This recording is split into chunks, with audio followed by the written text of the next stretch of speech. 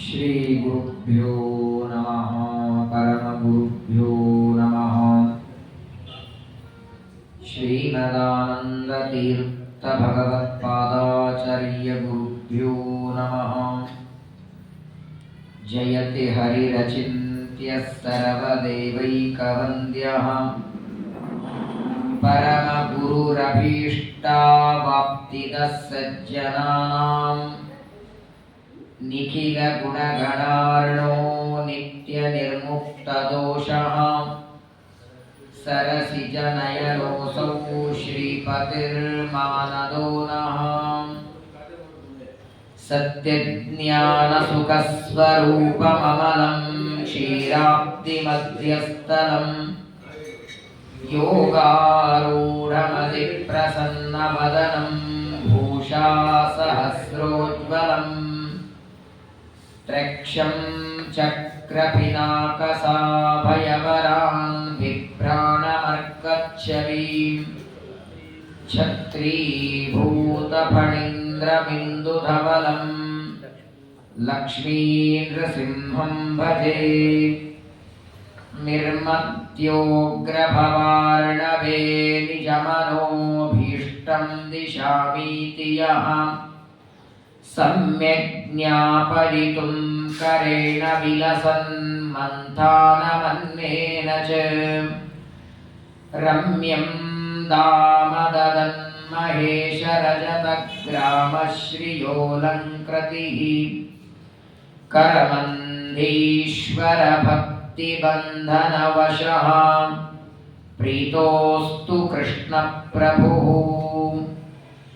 वसुदेवसुतं देवं कंसचाणूरमर्दनं देवकी परमानन्दं कृष्णं वन्दे जगद्गुरुम्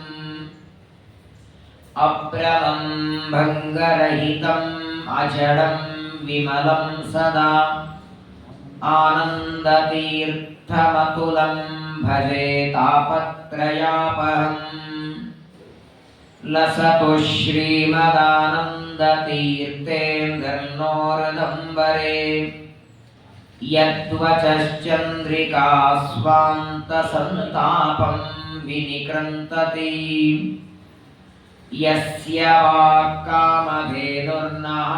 कामितार्थां प्रयच्छति सेवेतं जययोगीन्द्रं कामबाणच्छिदं सदा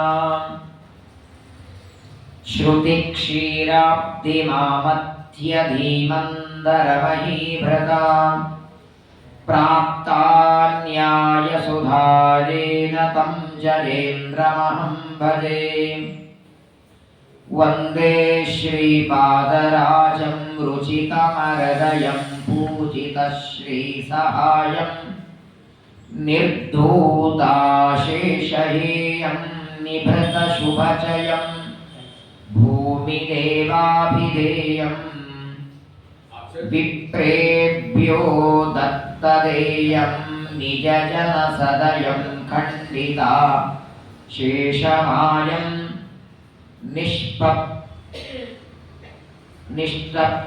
निष्टप्तस्वर्णकायं बहुगुणनिलयं वादिसङ्घैरजेयं यद्वृन्दावन सेवया सुविमलां विद्यां पशून् सन्ततिं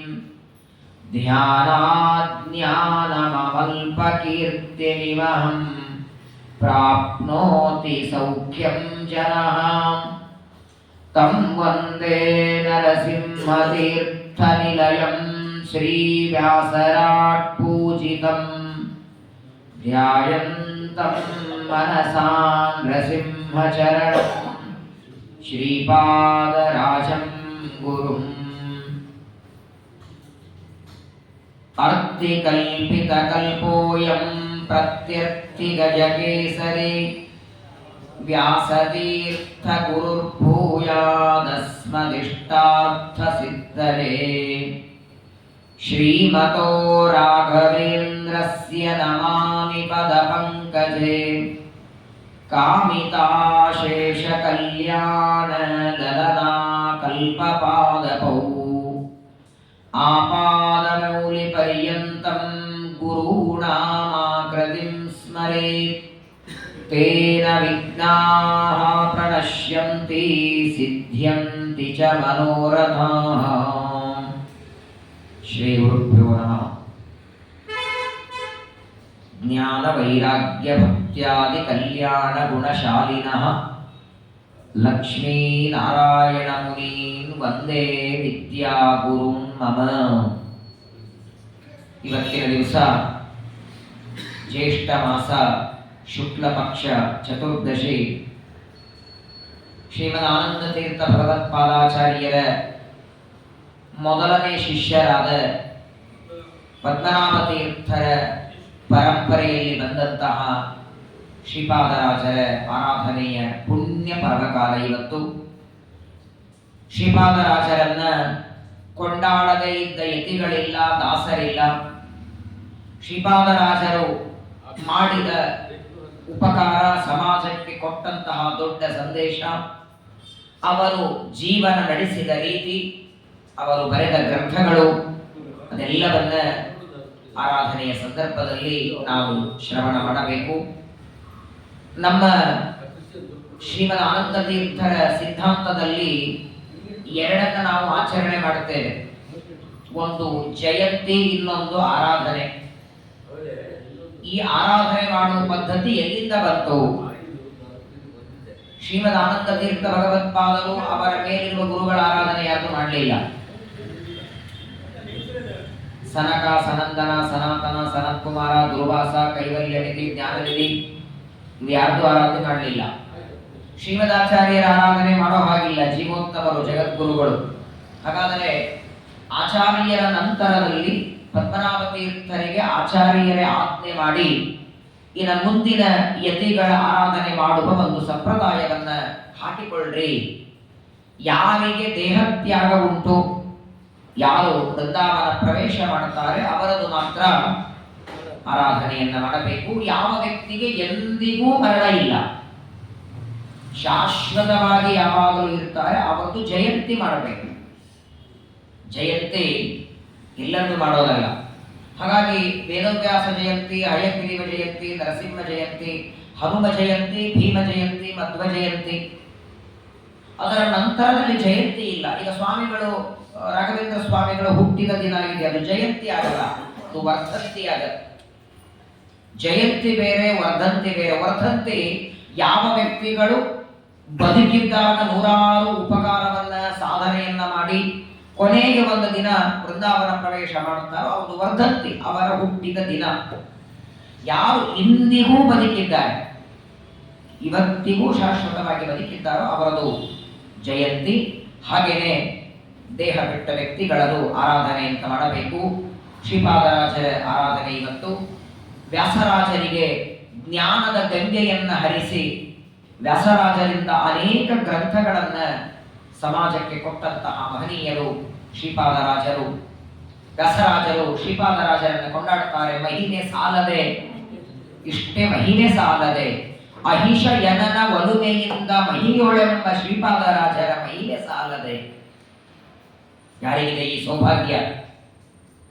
ಚೆನ್ನಾಗಿ ಅಲಂಕಾರ ಮಾಡಿಕೊಂಡು ಒಳ್ಳೆ ಶ್ರೀಪಾದರಾಜರು ಏನೇನು ಹಾಕೊಳ್ತಿದ್ರು.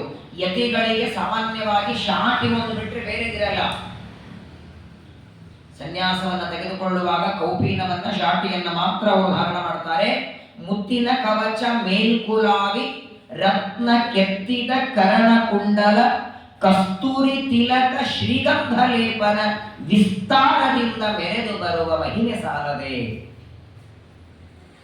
ಈ ಹಾಡು ಬರೆದ ಇನ್ಯಾರೋ ಅಲ್ಲ, ಪ್ರತ್ಯಕ್ಷವಾಗಿ ಶ್ರೀಪಾದರಾಜರನ್ನ ನೋಡಿ, ಅವರ ಗ್ರಂಥಗಳನ್ನ ಓದಿ, ಅವರಿಂದ ಉಪದೇಶ ಪಡೆದಂತಹ ತಪಸ್ವಿಗಳಾದ ವ್ಯಾಸರಾಜರು ಬರೆದ ಹಾಡ ಇದು. ಗುರುಗಳನ್ನ ಎಷ್ಟು ಚೆನ್ನಾಗಿ ಕೊಂಡಾಡ್ತಾರೆ. ಮುತ್ತಿನ ಕವಚ, ಕವಚ ಇರಂತ ಯತಿಗಳಿಗೆ ಅದು ಬರೇ ಕವಚನೇ ಇಲ್ಲ, ಮುತ್ತಿನ ಕವಚ. ಅದರ ಮೇಲೆ ಕುಲಾವಿ, ತಲೆ ಮೇಲೆ, ಆಮೇಲೆ ರತ್ನ ಕೆತ್ತಿದ ಕರ್ಣಕುಂಡಲ, ಕಸ್ತೂರಿ ತಿಲಕ, ಶ್ರೀಗಂಧ ಲೇಪನ, ಇಷ್ಟೆಲ್ಲ ಅಲಂಕಾರ ಮಾಡಿಕೊಂಡು ಬಂದದ್ದು. ನಾನು ಇನ್ನೂ ಒಂದು ಮಾತು ಹೇಳಿದೆ, ನಮ್ಮಲ್ಲಿ ಯತಿಗಳನ್ನ ಶ್ರೀಪಾದರು ಶ್ರೀಪಾದಂಗಳವರು ಅಂತ ಕರೀತಾರೆ. ಜ್ಞಾನಿಗಳನ್ನ ಹೆಸರು ಕೊಟ್ಟು ಕರೀಬಾರದು. ಉತ್ತಮಾನಾಂ ಸ್ವರೂಪಂತೂ ಪಾದ ಶಬ್ದೇನ ವರ್ಣ್ಯತೆ. ಶ್ರೀಪಾದರು ಅಂತೇವೆ, ಆದರೆ ಶ್ರೀಪಾದರೂ ಆಗಿ ರಾಜರೂ ಆಗಿ ಬರೆದಂತಹ ನಮ್ಮ ತಪಸ್ವಿಗಳು, ಮಹಿಮೆಯ ಉಳ್ಳವರು ಶ್ರೀಪಾದರಾಜರು. ಅವರ ಆರಾಧನೆ ಸಾಮಾನ್ಯವಾಗಿ ನಮ್ಮಲ್ಲಿ ಆರಾಧನೆ ಅಂದ್ರೆ ಏನು? ಪದ್ಮನಾಭ ತೀರ್ಥರನ್ನ ಆರಂಭ ಮಾಡಿ ಎಲ್ಲ ಯತಿಗಳ ಆರಾಧನೆ ಮಾಡ್ತೀವಿ. ವ್ಯಾಸರಾಜರ ಆರಾಧನೆ, ವಾದಿರಾಜರ ಆರಾಧನೆ, ಕೆಲವು ದಿನಗಳ ಹಿಂದೆ ಬ್ರಹ್ಮಣ್ಯ ತೀರ್ಥರ ಆರಾಧನೆ ಆಯಿತು. ಇವತ್ತು ಸತ್ಯಾಭಿನವ ತೀರ್ಥರ ಆರಾಧನೆ. ಯಾವುದೇ ಯತಿಗಳ ಆರಾಧನೆ, ಆರಾಧನೆ ಅನ್ನುವ ಶಬ್ದಕ್ಕೆ ಒಟ್ಟಾರೆ ಅವತ್ತೊಂದು ದಿನ ಊಟ ಮನೆಯಲ್ಲಿ ಇಲ್ಲ. ಒಟ್ಟಿಗೆ ಹೊರಗೆಲ್ಲ ಒಂದ್ ಕಡೆ ಊಟಕ್ಕೆ ಹೋಗ್ಬಿಟ್ರೆ ಹೇಗಾಯ್ತು ಆರಾಧನೆಯು ತುಂಬಾ ಚೆನ್ನಾಗಾಯ್ತು. ಸಂಸ್ಕೃತದಲ್ಲಿ ರಾಧ, ಆರಾಧನ ಅನ್ನುವಲ್ಲಿ ರಾಧ ಶಬ್ದ, ರಾಧ ಸಂಸಿದ್ಧವು ಅಂತ ಕ್ರಿಯಾಪದ ಧಾತು ವ್ಯಾಕರಣದಲ್ಲಿ ಸೂತ್ರ. ಸಂಸಿದ್ಧಿ ಅಂದ್ರೆ ಸಂತೋಷ. ಹಾಗಾದ್ರೆ ಆರಾಧನೆ ಶಬ್ದಕ್ಕೆ ಅರ್ಥ ಏನು? ಯಾವ ಗುರುಗಳ ಆರಾಧನೆ ಮಾಡ್ತೇವೆ, ಗುರುಗಳದ್ದೋ ದಾಸರದೋ ಯಾರದೇ ಆರಾಧನೆ ಮಾಡಿದರೆ ಅವರಿಗೆ ಆನಂದವಾಗುವ ರೀತಿಯಲ್ಲಿ ಅವರ ಕಥೆಗಳನ್ನ, ಅವರ ಗುಣಗಳನ್ನ, ಅವರ ಗ್ರಂಥಗಳನ್ನ, ಅವರು ಸಮಾಜಕ್ಕೆ ಮಾಡಿದ ಉಪಕಾರವನ್ನ ಸ್ಮರಣೆ ಮಾಡಿ ಅದನ್ನ ನೆನೆಸಿಕೊಂಡಾಗ ಅವರಿಗೇನು ಆನಂದ ಆಗತ್ತಲ್ಲ, ಅವರನ್ನ ಸಂತೋಷ ಪಡಿಸೋದು ಆರಾಧನೆ. ಆರಾಧನೆ ಅಂದ್ರೆ ಇನ್ನೇನಲ್ಲ. ಮನೆ ಬ್ರಾಹ್ಮಣರು ಬಂದಿದ್ದಾರೆ, ಬ್ರಾಹ್ಮಣ ಸಮಾರಾಧನೆ ಅಂದ್ರೆ ಏನು? ಬ್ರಾಹ್ಮಣರಿಗೆ ಕೈಕಾಲು ತೊಳೆದು, ವಸ್ತ್ರ ಕೊಟ್ಟು, ದಕ್ಷಿಣೆ ಕೊಟ್ಟು, ಊಟಕ್ಕೆ ಹಾಕೋದು. ಹೇಗೆ ಒಬ್ಬ ಬ್ರಾಹ್ಮಣ ಮನೆಗೆ ಬಂದಾಗ ಅವನನ್ನ ಸಂತೋಷ ಪಡಿಸೋದಕ್ಕೆ ಕೆಲವರಿಗೆ ದಕ್ಷಿಣೆ ಕೊಟ್ಟರೆ ಸಂತೋಷ ಆಗತ್ತೆ. ಈಗ ಹೇಳಿದ್ರಲ್ಲ, ಇದೇ ಶ್ರೀಪಾದರಾಜರೇ ಮನೆಯಿಂದ ಸಂತೋಷ, ಕೆಲವರಿಗೆ ಒಟ್ಟಿಗೆ ಅವರವರಿಗೆ ಒಂದೊಂದರಿಂದ ಸಂತೋಷ. ಕೆಲವರಿಗೆ ಬರೀ ಸ್ವಾಗತ ಮಾಡಿದ್ರೆ ಆನಂದ ಆಗತ್ತೆ, ಕೆಲವರಿಗೆ ದಕ್ಷಿಣೆ ಕೊಟ್ಟರೆ ಆನಂದ ಆಗತ್ತೆ, ಕೆಲವರಿಗೆ ಅವರಿಂದ ಏನಾದರೂ ಪ್ರವಚನ ಪಾಠ ಕೇಳಿದ್ರೆ ಅವರಿಗೆ ಆನಂದ ಆಗತ್ತೆ. ಹಾಗೆ ಯಾವುದೇ ಯತಿಗಳ ಆರಾಧನೆಯನ್ನ ಮಾಡುವಾಗ ಕೇವಲ ಪ್ರದಕ್ಷಿಣೆ, ನಮಸ್ಕಾರ, ರಥೋತ್ಸವ, ಅಷ್ಟೋತ್ತರ, ಪಾರಾಯಣ ಇಷ್ಟು ಮಾತ್ರ ಮಾಡಿದ್ರೆ ಆರಾಧನೆ ಅಲ್ಲ. ಇದು ನಮಗಾಯಿ ಮಾಡುವ ನಮಗೆ ಇದು ಆರಾಧನೆ. ಮಾಡಿಸಿಕೊಳ್ಳೋರಿಗೆ ಆರಾಧನೆ ಯಾವುದು? ಶ್ರೀಪಾದರಾಜರ ಮುಂದೆ ನಿಂತ್ಕೊಂಡು ಕೇಳಿ, ನಿಮ್ಮ ಆರಾಧನೆ ಮಾಡ್ಬೇಕು ಅನ್ಕೊಂಡಿವಿ, ಏನ್ ಆರಾಧನೆ ಮಾಡಬೇಕು ಅಂತ. ಅಕಸ್ಮಾತ್ ಫೋಟೋದಲ್ಲಿ ಶ್ರೀಪಾದರಾಜರು ಮಾತಾಡಿದ್ರೆ ಒಂದೇ ಹೇಳ್ತಾರೆ, ಪಂಚಾಮೃತ, ಅಭಿಷೇಕ, ಪ್ರದಕ್ಷಿಣೆ, ನಮಸ್ಕಾರ ಇದೆಲ್ಲದಕ್ಕಿಂತಲೂ ನನಗೆ ಅತ್ಯಂತ ಇಷ್ಟವಾದ ಆರಾಧನೆ, ನಾನು ಬರೆದ ಗ್ರಂಥದ ಒಂದು ಮಾತನ್ನ ನೀವು ಅರ್ಥ ಮಾಡಿಕೊಂಡ್ರೆ ಸಾಕು. ನಹಿ ಜ್ಞಾನೇನ ಸದೃಶಂ ಪವಿತ್ರ ನಿಹನಿತ್ಯತೆ ಸರ್ವಂ ಕರ್ಮಾಖಿಲಂ ಪಾರ್ಥ ಜ್ಞಾನೇ ಪರಿಸಮಾಪ್ಯತೆ. ಶ್ರೀಕೃಷ್ಣ ಪರಮಾತ್ಮನ ಆದೇಶ ಇದೆ. ಹಾಗಾಗಿ ಶ್ರೀಪಾದರಾಜರನ್ನ ನಾವೆಲ್ಲರೂ ಕೂಡ ಕೇವಲ ನರಸಿಂಹ ತೀರ್ಥದಲ್ಲಿ ಮುಳಬಾಗಿಲಿನಲ್ಲಿ ಇದ್ದವರು ಮಾತ್ರ ಅಂತ ತಿಳಿಯೋದಲ್ಲ, ಎಲ್ಲ ಶಾಸ್ತ್ರಗಳನ್ನ ಓದಿ ವ್ಯಾಸರಾಜರಂತಹ ಜ್ಞಾನಿಗಳನ್ನ ಜಗತ್ತಿಗೆ ಕೊಟ್ಟವರು.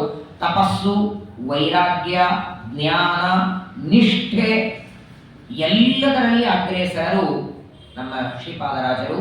ಅವರ ಬಗ್ಗೆ ಕೆಲವು ಮಾತುಗಳನ್ನು ತಿಳಿದು ಇವತ್ತಿನ ಆರಾಧನೆಯ ಸಂದರ್ಭದಲ್ಲಿ ನಾವೆಲ್ಲರೂ ಶ್ರೀಪಾದರಾಜರ ಪಾದಗಳಲ್ಲಿ ನಮಸ್ಕಾರ ಮಾಡಿ, ಇದರ ಹಿಂದೆ ಯಾವ ಜನ್ಮ ಬಂದಿತ್ತು ನೆನಪಿಲ್ಲ, ಮುಂದೆ ಯಾವುದು ಬರ್ತದೆ ಗೊತ್ತಿಲ್ಲ.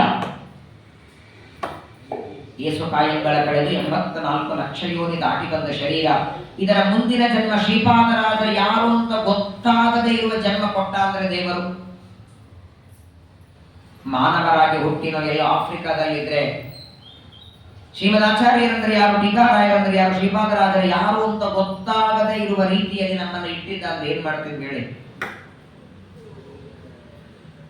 ಬಾಯಿಯಿಂದ 2 ಮಾತುಗಳನ್ನ ಹೇಳ್ತೇವೆ, ಜ್ಞಾನಿಗಳ, ದೊಡ್ಡವರ, ಯತಿಗಳ ಹೆಸರು ಹೇಳ್ತೇವೆ, ಒಂದೆರಡು ಅವರ ಮಹಿಮೆಯನ್ನ ಕೇಳ್ತೇವೆ ಅಂದ್ರೆ ಇದು ಕೇವಲ ಭಗವಂತ ಮಾಡಿದ ಅನುಗ್ರಹ. ಶ್ರೀಪಾದರಾಜರು ಅವತಾರ ಮಾಡಿದ್ದು ಶ್ರೀರಂಗಪಟ್ಟಣದ ಹತ್ತಿರ ಇರುವಂತಹ, ಇವತ್ತು ಬ್ರಹ್ಮಣ್ಯ ತೀರ್ಥರು ಸನ್ನಿಹಿತರಾದ ಕ್ಷೇತ್ರ. ಸಂಸ್ಕೃತ ಸಂಸ್ಕೃತದಲ್ಲಿ ಅಪ ಅಂದ್ರೆ ನೀರು, ಅದು ವಾಸ್ತವಿಕವಾಗಿ ಅಪ ಊರು, ಅದೀಗದಕ್ಕೆ ಗೊಂದಾಗಿ ಅಪೂರಾಗಿದೆ. ಪೃಥ್ವಿ ಅಪತೇಜ ವಾಯು ಆಕಾಶ ಪಂಚಭೂತಗಳಲ್ಲಿ ಅತ್ಯಂತ ಸಮೃದ್ಧವಾದ ನೀರು ಇರುವ ಊರು, ಅಪ ಇರುವ ಊರು, ಅಪ್ಪೂರು ಇತ್ತದು, ಅದು ಈಗ ಅಪೂರಾಗಿದೆ. ಸಾಮಾನ್ಯವಾಗಿ ನಮ್ಮಲ್ಲಿ ಪ್ರಾಚೀನ ಶಬ್ದಗಳೆಲ್ಲ ಎಷ್ಟೋ ಹೋಗಿಬಿಟ್ಟಿವೆ, ಆಯಾ ಊರುಗಳ ಹೆಸರುಗಳೆಲ್ಲ ವ್ಯತ್ಯಾಸವಾಗಿದೆ. ಅಪ ಊರು ಸಮೃದ್ಧವಾದ ನೀರಿನ ಊರು. ಆ ಅಪ್ಪೂರಿನಿಂದ 4 ಮೈಲಿ ದೂರದಲ್ಲಿ ಒಂದು ತೋಟ, ಆ ತೋಟದಲ್ಲಿ ಶ್ರೀಪಾದರಾಜರ ಜನ್ಮವಾದದ್ದು. ಪ್ರಾಯ ನಮ್ಮಲ್ಲಿ ಯಾವುದೇ ಯತಿಗಳ ಗುರುಗಳ ಕಥೆ ಕೇಳಿ, ವಾಸ್ತವಿಕವಾಗಿ ಅವರೆಲ್ಲರೂ ಸಾಕ್ಷಾತ್ ದೇವತೆಗಳ ಅಂಶ. ಶ್ರೀಪಾದರಾಜರಂದ್ರೆ ಬೇರೆ ಯಾರಲ್ಲ. ಚತುರ್ಥ ಸ್ಕಂದ ಭಾಗವತದಲ್ಲಿ ಧ್ರುವರಾಜರ ಕಥೆಯನ್ನು ನೀವೆಲ್ಲ ವಿಸ್ತಾರ ಕೇಳಿದ್ದೀರಿ. ಕೇವಲ 5 ವರ್ಷದ ಮಗುವಿದ್ದಾಗ ತಾಯಿಯ ಮಾತನ್ನ ಕೇಳಿ ಅರಣ್ಯಕ್ಕೆ ಹೋಗಿ ತಪಸ್ಸು ಮಾಡಿ, ಏನ್ ದೀರ್ಘವಾದ ತಪಸ್ಸು ಧ್ರುವರಾಜರ ಕಥೆಯಲ್ಲಿ ಕೇಳಿದ್ದೀರಿ. ವಯಸ್ಸೇನು, ಮಾಡುವ ತಪಸ್ಸೇನು, 3 ದಿವಸ ಉಪವಾಸ ಮಾಡಿ 4ನೇ ದಿವಸಕ್ಕೆ ಒಂದು ಹಣ್ಣು ತಿನ್ನಬೇಕು. ಮೊದಲನೇ ತಿಂಗಳಿಗೆ, 2ನೇ ತಿಂಗಳಿಗೆ 6 ದಿನ ಉಪವಾಸ ಮಾಡಿ 7ನೇ ದಿನ ಒಣಗಿದ ಎಲೆ ತಿನ್ನಬೇಕು. 3ನೇ ತಿಂಗಳಿಗೆ 9 ದಿನ ಉಪವಾಸ ಮಾಡಿ 1 ಬೊಗಸೆ ನೀರು ಕುಡಿಬೇಕು. 4ನೇ ತಿಂಗಳಲ್ಲಿ 12 ದಿನ ಉಪವಾಸ ಮಾಡಿ ಗಾಳಿ ಕುಡಿಬೇಕು. ಹೀಗೆ 5.5 ತಿಂಗಳು ತಪಸ್ಸು ಮಾಡಿ ಅನಂತ ಗುಣ ಪರಿಪೂರ್ಣನಾದ ಪರಮಾತ್ಮನ ದರ್ಶನ ಪಡೆದ ಆ ಧ್ರುವರಾಜರು ಸುನೀತಿಯ ಮಗ. ಅವರ ಒಂದು ಅಂಶವೇ ನಮ್ಮ ಶ್ರೀಪಾದರಾಜರು. ದೇವತೆಗಳು ಭೂಮಿಗೆ ಬರೋದಕ್ಕೆ 2 ಕಾರಣ ಇರುತ್ತೆ. ಶ್ರೀಮದಾಚಾರ್ಯರು ತಾತ್ಪರ್ಯದಲ್ಲಿ ಹೇಳುತ್ತಾರೆ. ಒಂದು, ದೇವರೇ ಆಜ್ಞೆ ಮಾಡಿ ಕಳಿಸ್ತಾನೆ, ಇಂತಿಂತ ಕಾರ್ಯವನ್ನ ಇಂಥ ಕೆಲಸವನ್ನ ಮಾಡಿಕೊಂಡು ಬಾ. ಯಾಕಂದ್ರೆ ಆ ಕೆಲಸ ಮಾಡೋದಕ್ಕೆ ಅವರೇ ಸಮರ್ಥ ಅಂತ ಗೊತ್ತು ದೇವರಿಗೆ. ಆ ಕೆಲಸ ಇನ್ನೊಬ್ರಿಗೆ ಹೇಳಿ ಬರಲ್ಲ. ಶ್ರೀಮದ್ ಆಚಾರ್ಯರನ್ನ ಕಳಿಸ್ಬೇಕಾದರೆ ವಾಯುದೇವರನ್ನೇ ಮಧ್ವಾಚಾರ್ಯರಾಗಿ ಯಾಕೆ ಕಳಿಸ್ಬೇಕು? ಆಜ್ಞಾ ಮನ್ನೈರಧಾರ್ಯಾಂ ಶಿರಸಿ ಪರಿಸರ ದ್ರಶ್ಮಿ ಕೋಟೀರ ಕೋಟೌ ಕೃಷ್ಣಸ್ಯಾಕ್ಲಿಷ್ಟ ಕರ್ಮ ತದತನು ಸರಣ ಅರ್ಥಿತೋ ದೇವಸಂಗೈಹಿ ಭೂಮಾ ವಾದತ್ಯ ಭೂಮನ್. ದೇವರಿಗೆ ಚೆನ್ನಾಗಿ ಗೊತ್ತಿದೆ ಯಾವ ಕೆಲಸ ಯಾರು ಮಾಡುತ್ತಾರೆ. 80 ವರ್ಷದ ಮುದುಕನಿಗೆ ಬಕೆಟ್ ತುಂಬ ಸಾರ ಕೊಟ್ಟು ಬಡಿಸೋದ್ರಾಗತ್ತಾ? ಎಲ್ಲರ ಮನಸ್ಸಿನಲ್ಲಿ ಜ್ಞಾನ ಬರುವಂತೆ ಗ್ರಂಥ ಬರೆಯುವ ಸಾಮರ್ಥ್ಯ ನಿನಗೆ ಮಾತ್ರ ಇದೆ ಅಂತ ವಾಯುದೇವರನ್ನ ಮಧ್ವಾಚಾರ್ಯರಾಗಿ ಕಳಿಸಿದ ಹಾಗೆ ಅದೇ ಭಗವಂತ ವಿಶೇಷವಾಗಿ ಅನುಗ್ರಹವನ್ನ ಮಾಡಿ ಧ್ರುವರಾಜರನ್ನ ಭೂಮಿಗೆ ಕಳಿಸ್ತಾನೆ. ಆ ಧ್ರುವರಾಜರ ಅಂಶವೇ ಇವತ್ತಿನ ಆರಾಧಕರಾದಂತಹ ಶ್ರೀಪಾದರಾಜರು. ಶ್ರೀಪಾದರಾಜರು ಅಬ್ಬೂರಿನಿಂದ 4 ಮೈಲಿ ದೂರದಲ್ಲಿ ಒಂದು ತೋಟದಲ್ಲಿ ಇರೋ ತುಂಬ ಬಡತನ. ತಂದೆ ಹೆಸರು ಶೇಷಗಿರಿ ಆಚಾರ್ಯರು ಅಂತ. ಶ್ರೀಪಾದರಾಜರ ಪೂರ್ವಾಶ್ರಮದ ತಂದೆ ಶೇಷಗಿರಿ ಆಚಾರ್ಯರು, ತಾಯಿ ಗಿರಿಯಮ್ಮ. ಒಳ್ಳೆ ಸಾತ್ವಿಕ ದಂಪತಿಗಳು. ಪ್ರತಿನಿತ್ಯದಲ್ಲಿ ದೇವರು ಕೊಟ್ಟದ್ರೊಳಗೆ ಜೀವನ. ಏನಂತಾಪರೆ ಸಂಪತ್ತು ಮನೆ ಇಂತಿಲ್ಲ, ಏನಿದೆ ಎಷ್ಟು ಪ್ರತಿನಿತ್ಯದಲ್ಲಿ ದೇವರು ಕೊಡ್ತಾನೆ ಅಷ್ಟರಲ್ಲಿ ಜೀವನವನ್ನ ಮಾಡ್ತಾ. ಆದರೆ ಒಂದು ಸತ್ಯ ಇತ್ತು, ಹಿಂದಿನ ಕಾಲದಲ್ಲಿ ಸಂಪತ್ತು ಬಹಳ ಇರಲಿಲ್ಲ, ಆದರೆ ನೆಮ್ಮದಿಯಿಂದ ಜೀವನ ಮಾಡ್ತಿದ್ದೆ. ಕಾರಣ ಏನು ಅಂದ್ರೆ ಯದೃಚ್ಛಾ ಲಾಭ ಸಂತುಷ್ಟೋ ದ್ವಂದ್ವಾತೀತೋ ವಿಮತ್ಸರಃ. ಶ್ರೀಮದ್ ಭಾಗವತ ಹೇಳ್ತದಲ್ಲ, ಎಷ್ಟು ದೇವರು ಕೊಟ್ಟಿದ್ದಾನೆ ಅಷ್ಟರಲ್ಲಿ ಆನಂದ ಪಡೋರು. ಇವತ್ತಿನವ್ರಿಗೆ ಯಾಕೆ ನೆಮ್ಮದಿ ಇಲ್ಲ ಅಂದ್ರೆ ಆಸೆಗಳೇ ಮುಗಿತಿಲ್ಲ. 100 ಬಂದ್ರೆ 1000 ಬರಲಿ ಅಂತ, 1000 ಬಂದ್ರೆ 1,00,000 ಬರಲಿ ಅಂತ. ಒಂದು ಸಣ್ಣ ಪತ್ರ ಮನೆ ಇತ್ತು, RCC ಮನೆ ಆಗಬೇಕು, ಆಮೇಲೆ ಅದ್ರ ಮೇಲೆ ಮನೆ ಆಗಬೇಕು, ಡೂಪ್ಲೆಕ್ಸ್ ಆಗಬೇಕು, ಆಮೇಲೆ AC ಬರಬೇಕು. ಸರಳವಾಗಿ ಸೈಕಲ್ ಮೇಲೆ ನೋಡೋರಿಗೆ ಗಾಡಿ ಬೇಕಾಯ್ತು, ಗಾಡಿ ಹೋಗಿ ಕಾರ್ ಬೇಕಾಯ್ತು, ಕಾರಲ್ಲೇನೆ ಮತ್ತೆ ದೊಡ್ಡದು. ಎಲ್ಲಿವರೆಗೆ ಆಸೆಗಳ ಮುಗಿಯಿಲ್ಲ ಅಲ್ಲಿವರೆಗೆ ಸಂಪಾದನೆ ಇಲ್ಲ, ಅಲ್ಲಿವರೆಗೆ ನೆಮ್ಮದಿ ಇಲ್ಲ. ಒಂದು ಸತ್ಯ, ಕೊನೆ ಉಸಿರಿರೋವರೆಗೂ ಸಂಪಾದನೆ ಮಾಡಿ, ಆದರೆ ಉಸಿರು ನಿಂತ ಕ್ಷಣದ ಇಲ್ಲೇನೆ 50 ಲಕ್ಷ ರೂಪಾಯಿ ಕಾರಿಗೆ 10 ಕೋಟಿ ರೂಪಾಯಿ ಮನೆಯಲ್ಲಿ. ಆ ಮನೆಯಲ್ಲಿ ಅವನಿಗೆ ಜಾಗ ಇರಲ್ಲ. ಯಾವ ಮಗ ಅಂತ ಯಾರು ಮಾಡ್ತಾನೆ ಹೇಳಿ? 10 ಕೋಟಿ ರೂಪಾಯಿ ಕಟ್ಟಿ ನಮ್ಮಪ್ಪ ಮನೆ ಕಟ್ಟಿದ್ದಾನೆ, ಇಲ್ಲೇ ನಮ್ಮಪ್ಪ ಸಂಸ್ಕಾರ ಮಾಡೋಣ ಅಂತ ಮಾಡ್ತಾನೆ. ನಮ್ಮಪ್ಪ ಬಾಡಿಗೆ ಮನೆ ಹುಡುಕ್ಬೇಕಲ್ಲ. ಹಾಗಾಗಿ ಬದುಕಿರುವವರೆಗೆ ದೇವರು ಕೊಟ್ಟ ಆಯುಷ್ಯವನ್ನು ಸಾರ್ಥಕ ಮಾಡಿಕೊಳ್ಳೋ ಈ ಎಲ್ಲ ಯತಿಗಳಿಂದ ನಾವು ಕಲಿತೇವೆ. ಶ್ರೀಪಾದರಾಜರು ಅವರ ಪೂರ್ವಾಶ್ರಮದ ತಂದೆ ಗಿರಿಯಾಚಾರ್ಯರು, ಶೇಷಗಿರಿ ಆಚಾರ್ಯರು ಪ್ರತಿನಿತ್ಯದಲ್ಲಿ ಸ್ನಾನ, ಸಂಧ್ಯಾ ವಂದನೆ, ದೇವರ ಪೂಜೆ, ನಿತ್ಯದಲ್ಲಿ ಮನೆಗೆ ಬಂದ ಅತಿಥಿಗಳಿಗೆ ಸತ್ಕಾರ, ಪ್ರತಿನಿತ್ಯದಲ್ಲಿ ಮನೆಯೊಳಗೆ ಗಂಡ ಹೆಂಡತಿ ಇಬ್ಬರೇ ಇದ್ರೂ ಕೂಡ 5 ಜನರಿಗೆ ಆಗುವಷ್ಟು ಅಡಿಗೆ ಮಾಡ್ತಿದ್ದ.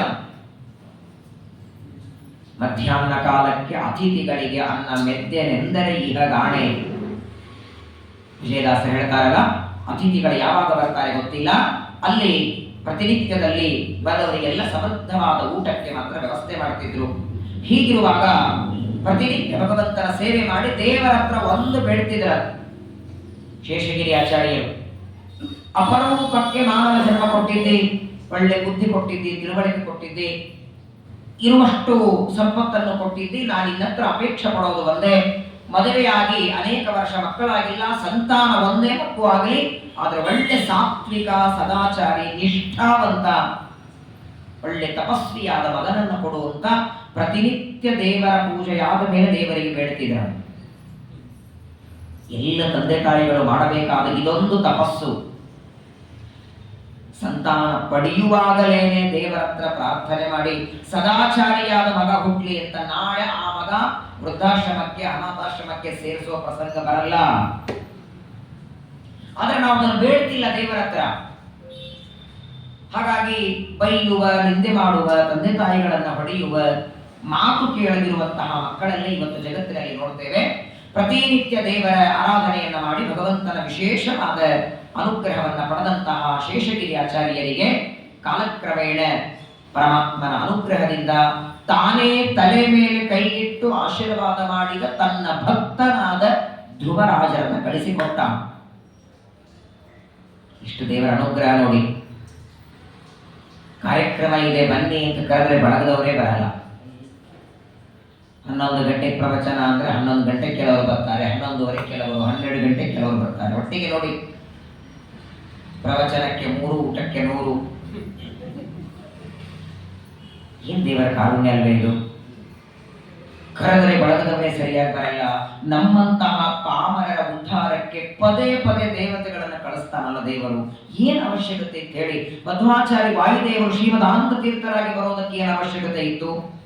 ಇಂದ್ರದೇವರು ಟೀಕಾರಾಯರಾಗಿ ಬರೋದಕ್ಕೆ ಏನು ಅವಶ್ಯಕತೆ ಇತ್ತು? ಧ್ರುವರಾಜರು ಶ್ರೀಪಾದರಾಜರಾಗಿ ಬರೋ ಇವೆಲ್ಲ ಜ್ಞಾನಿಗಳು ಭೂಮಿಯಲ್ಲಿ ಅವತಾರ ಮಾಡಿ ಸಂಪತ್ತು ಮಾಡ್ಲಿಕ್ಕೆ ಬಂದಿಲ್ಲ, ಮಠ ಕಟ್ಲಿಕ್ಕೆ ಬಂದಿಲ್ಲ. ಇವರು ಯಾರು ಆಸ್ತಿ ಮಾಡ್ಲಿಕ್ಕೆ ಬಂದವರಲ್ಲ. ಶ್ರೀಪಾದರಾಜರು, ವ್ಯಾಸರಾಜರು, ರಘುತ್ತಮರು, ವಾದಿರಾಜರು ಯಾರದೇ ಗುರುಗಳ ಕಥೆ ನೋಡಿ ಒಂದು 4 ಸೈಟ್ ತಗೊಳ್ಳೋಣ, ಮನೆ ಕಟ್ಟೋಣ, 1-2 ಕಾರ್ ತಗೋಣ, ಬಾಡಿಗೆ ಬಿಡೋಣ ಅಂತ ಬಂದವರಲ್ಲ. ಪ್ರಪಂಚದಲ್ಲಿ ನೀವೆಲ್ಲೇ ಒಂದ್ ಕಡೆ ಹೋಗ್ಬೇಕಾದ್ರೆ ಹೋಗೋ ದಾರಿ ಗೊತ್ತಿರ್ಬೇಕು. ಇವಾಗೆಲ್ಲ ಗೂಗಲ್ ಮ್ಯಾಪ್ ಹಾಕ್ತಿರಲ್ಲ, ಬೇಕಾದಲ್ಲಿ ಹೋಗಬಹುದು. ಆದ್ರೆ ಅದೇ ಗೂಗಲ್ ಅಲ್ಲಿ ಹೊಡೆದ್ ನೋಡಿ ಶ್ವೇತದ್ವೀಪ, ಅನಂತಾಸನ, ವೈಕುಂಠ ಅಂತ ಬರತ್ತಾ? ವೈಕುಂಠ ಸಮಾರಾಧನೆ ಬರತ್ತೆ. ಬಂದ್ರೆ ಯಾವುದೇ ಮೂಲೆಗೆ ಬೆಂಗಳೂರಲ್ಲಿ ಹೋಗಬೇಕಾದ್ರೂ ಗೂಗಲ್ ಅಲ್ಲಿ ಹಾಕಿದ್ರೆ ಅಡ್ಡ ರಸ್ತೆ, ಉದ್ದ ರಸ್ತೆ ತೋರಿಸ್ಕೊಡ್ತದೆ. ಮೋಕ್ಷ ಎಲ್ಲಿದೆ ಗೊತ್ತಾ? ದಾರಿ ಯಾವುದಯ್ಯ ವೈಕುಂಠಕ್ಕೆ? ಯಾವುದು ದಾರಿ, ಆ ದಾರಿಯಿಂದ ನಡೆಯೋದು ಹೇಗೆ, ಯಾವ ರೀತಿ ನಡೆದ್ರೆ ದೇವರು ಕರ್ಕೊಳ್ತಾನೆ, ಅದನ್ನ ತೋರಿಸೋದಕ್ಕೆ ಬಂದ ಗೂಗಲ್ ನಮ್ಮ ಶ್ರೀಪಾದರಾಜರು. ಈ ಗೂಗಲ್ ಕೆಲಸ ಮಾಡಲ್ಲ. ಅದು ಮೊಬೈಲ್ ಅಲ್ಲಿ ಬರ್ತಿದ್ರೆ ಮೋಕ್ಷ ದಾರಿ ಎಲ್ಲ ಶ್ರೀಪಾದರಾಜರು ಅಂತಾರೆ. ನಾನು ಹೇಳಿದ ಹಾಗೆ ನೀನು ನಡೆದ್ರೆ ದೇವರ ಅನುಗ್ರಹ ನಿನಗಾಗತ್ತೆ.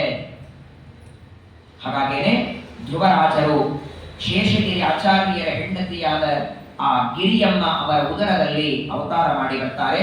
ಹುಟ್ಟಿದ ಮಗುವಿಗೆ ಲಕ್ಷ್ಮೀನಾರಾಯಣ ಅಂತ ಹೆಸರಿಡ್ತಾರೆ. ಹೆಸರಿಗೆ ತಕ್ಕ ಹಾಗೆ ಮಗು ಒಳ್ಳೆ ಲಕ್ಷಣ, ಉತ್ತಮವಾದಂತಹ ದೇಹದ ಲಕ್ಷಣಗಳು, ಗುಣಗಳು. ದೇವತೆ ಅವತಾರ ಅಲ್ವೇ? ದೇವತೆಗಳಿಗೆಲ್ಲ 28 ಲಕ್ಷಣ ಅಂತ ಶ್ರೀಮದಾಚಾರ್ಯ ಹೇಳ್ತಾರೆ. ಒಳ್ಳೆ ಉತ್ತಮವಾದ ಲಕ್ಷಣ ಭರಿತವಾದ ಮಗು ಹುಟ್ಟಿದೆ. ಆ ಮಗುವಿಗೆ ಜಾತಕರ್ಮ ಮಾಡ್ತಾರೆ, ನಾಮಕರಣ ಮಾಡ್ತಾರೆ. ದಂಪತಿಗಳಿಗೆ ಎಲ್ಲಿಲ್ಲದ ಆನಂದ. ಅನೇಕ ವರ್ಷಗಳ ನಂತರದಲ್ಲಿ ಮಗುವಾಗಿದೆ. ಆ ಮಗುವಿನ ರಕ್ಷಣೆಯನ್ನ ಮಾಡ್ತಿದ್ದಾರೆ ನೋಡಿ. ಆ ಲಕ್ಷ್ಮೀನಾರಾಯಣ ಹುಟ್ಟಿ ಸ್ವಲ್ಪ ದೊಡ್ಡವನಾದ, ಅಕ್ಷರಾಭ್ಯಾಸ ಆಯಿತು, ಅಂಬೆಗಾಲ ಇಟ್ಟು ದೊಡ್ಡವರಾಗ್ತಾರೆ. ಆದರೆ ಮನೆಯ ಪರಿಸ್ಥಿತಿ ಬಹಳ ಭಯಾನಕ ಇತ್ತು. ಬೆಳಗ್ಗೆ ಊಟ ಮಾಡಿದ್ರೆ ರಾತ್ರಿಗೆ ಏನು ಅಂತ ಪರಿಸ್ಥಿತಿ. ಒಬ್ಬರೇ ತಂದೆ ದುಡಿಬೇಕು. ತೋಟದಲ್ಲಿ ಬೆಳೆದಂತಹ ಗಿಡಗಳು ಹಣ್ಣು ಅದನ್ನ ಮಾರಿ ಬಂದ ದುಡ್ಡಿನಿಂದ ಜೀವನ ಮಾಡಬೇಕು. ಆದರೆ ಏನಾಯ್ತು, ನಮ್ಮ ಶ್ರೀಪಾದರಾಜರಿಗೆ ತಮ್ಮ ವಯಸ್ಸಿನ 4-5 ವರ್ಷಕ್ಕೆ ಮನೆಯ ಪರಿಸ್ಥಿತಿ ನೋಡಿ ಕಣ್ಣೊಳಗೆ ನೀರು ಬಂತು. ಎಷ್ಟು ಕಷ್ಟಪಡ್ತಾರೆ ನಮ್ಮ ತಂದೆ ನಮ್ಮ ಸಲುವಾಗಿ. ಹಗಲೂ ರಾತ್ರಿ ಹೊಲದಲ್ಲಿ ದುಡಿತಾರೆ, ಆಕಳುಗಳನ್ನು ರಕ್ಷಣೆ ಮಾಡ್ತಾರೆ.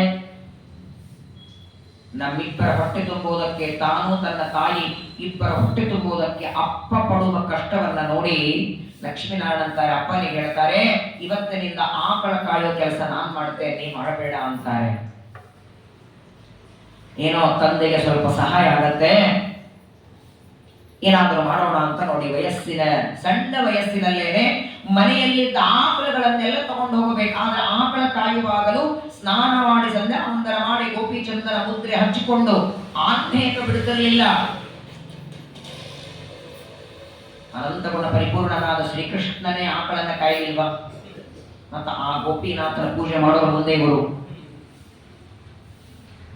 ತಮ್ಮ ವಯಸ್ಸಿನಲ್ಲಿ ಆಕಳುಗಳನ್ನ ಕಾಯ್ತಾ ಏನ್ ಮಾಡ್ತಿದ್ರಂದ್ರೆ, ಈ ಲಕ್ಷ್ಮೀನಾರಾಯಣ ತಮ್ಮ ಗೆಳೆಯರಿಗೆಲ್ಲ ಹೇಳಬೇಕು, ನಿಮ್ಮ ನಿಮ್ಮ ಮನೆಯಿಂದ ಆಕಳನ್ನು ತಗೊಂಡು ಬನ್ನಿ, ಎಲ್ಲರೂ ಹೋಗೋಣ ಬರಬೇಕಂತೆ. ಆಕಳಗಳನ್ನು ತಗೊಂಡು ಬರಬೇಕು.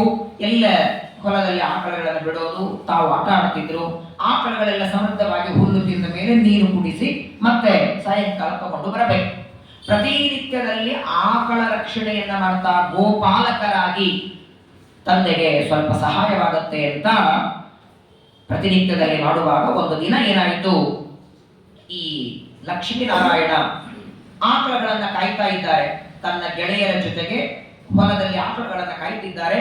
ಅದೇ ಸಂದರ್ಭದಲ್ಲಿ ಮೇಣೆಯೊಳಗೆ, ಪಲ್ಲಕ್ಕಿಯೊಳಗೆ ಸ್ವಾಮಿಗಳು ಬರ್ತಿದ್ದಾರೆ. ಸ್ವರ್ಣವರ್ಣ ತೀರ್ಥರು.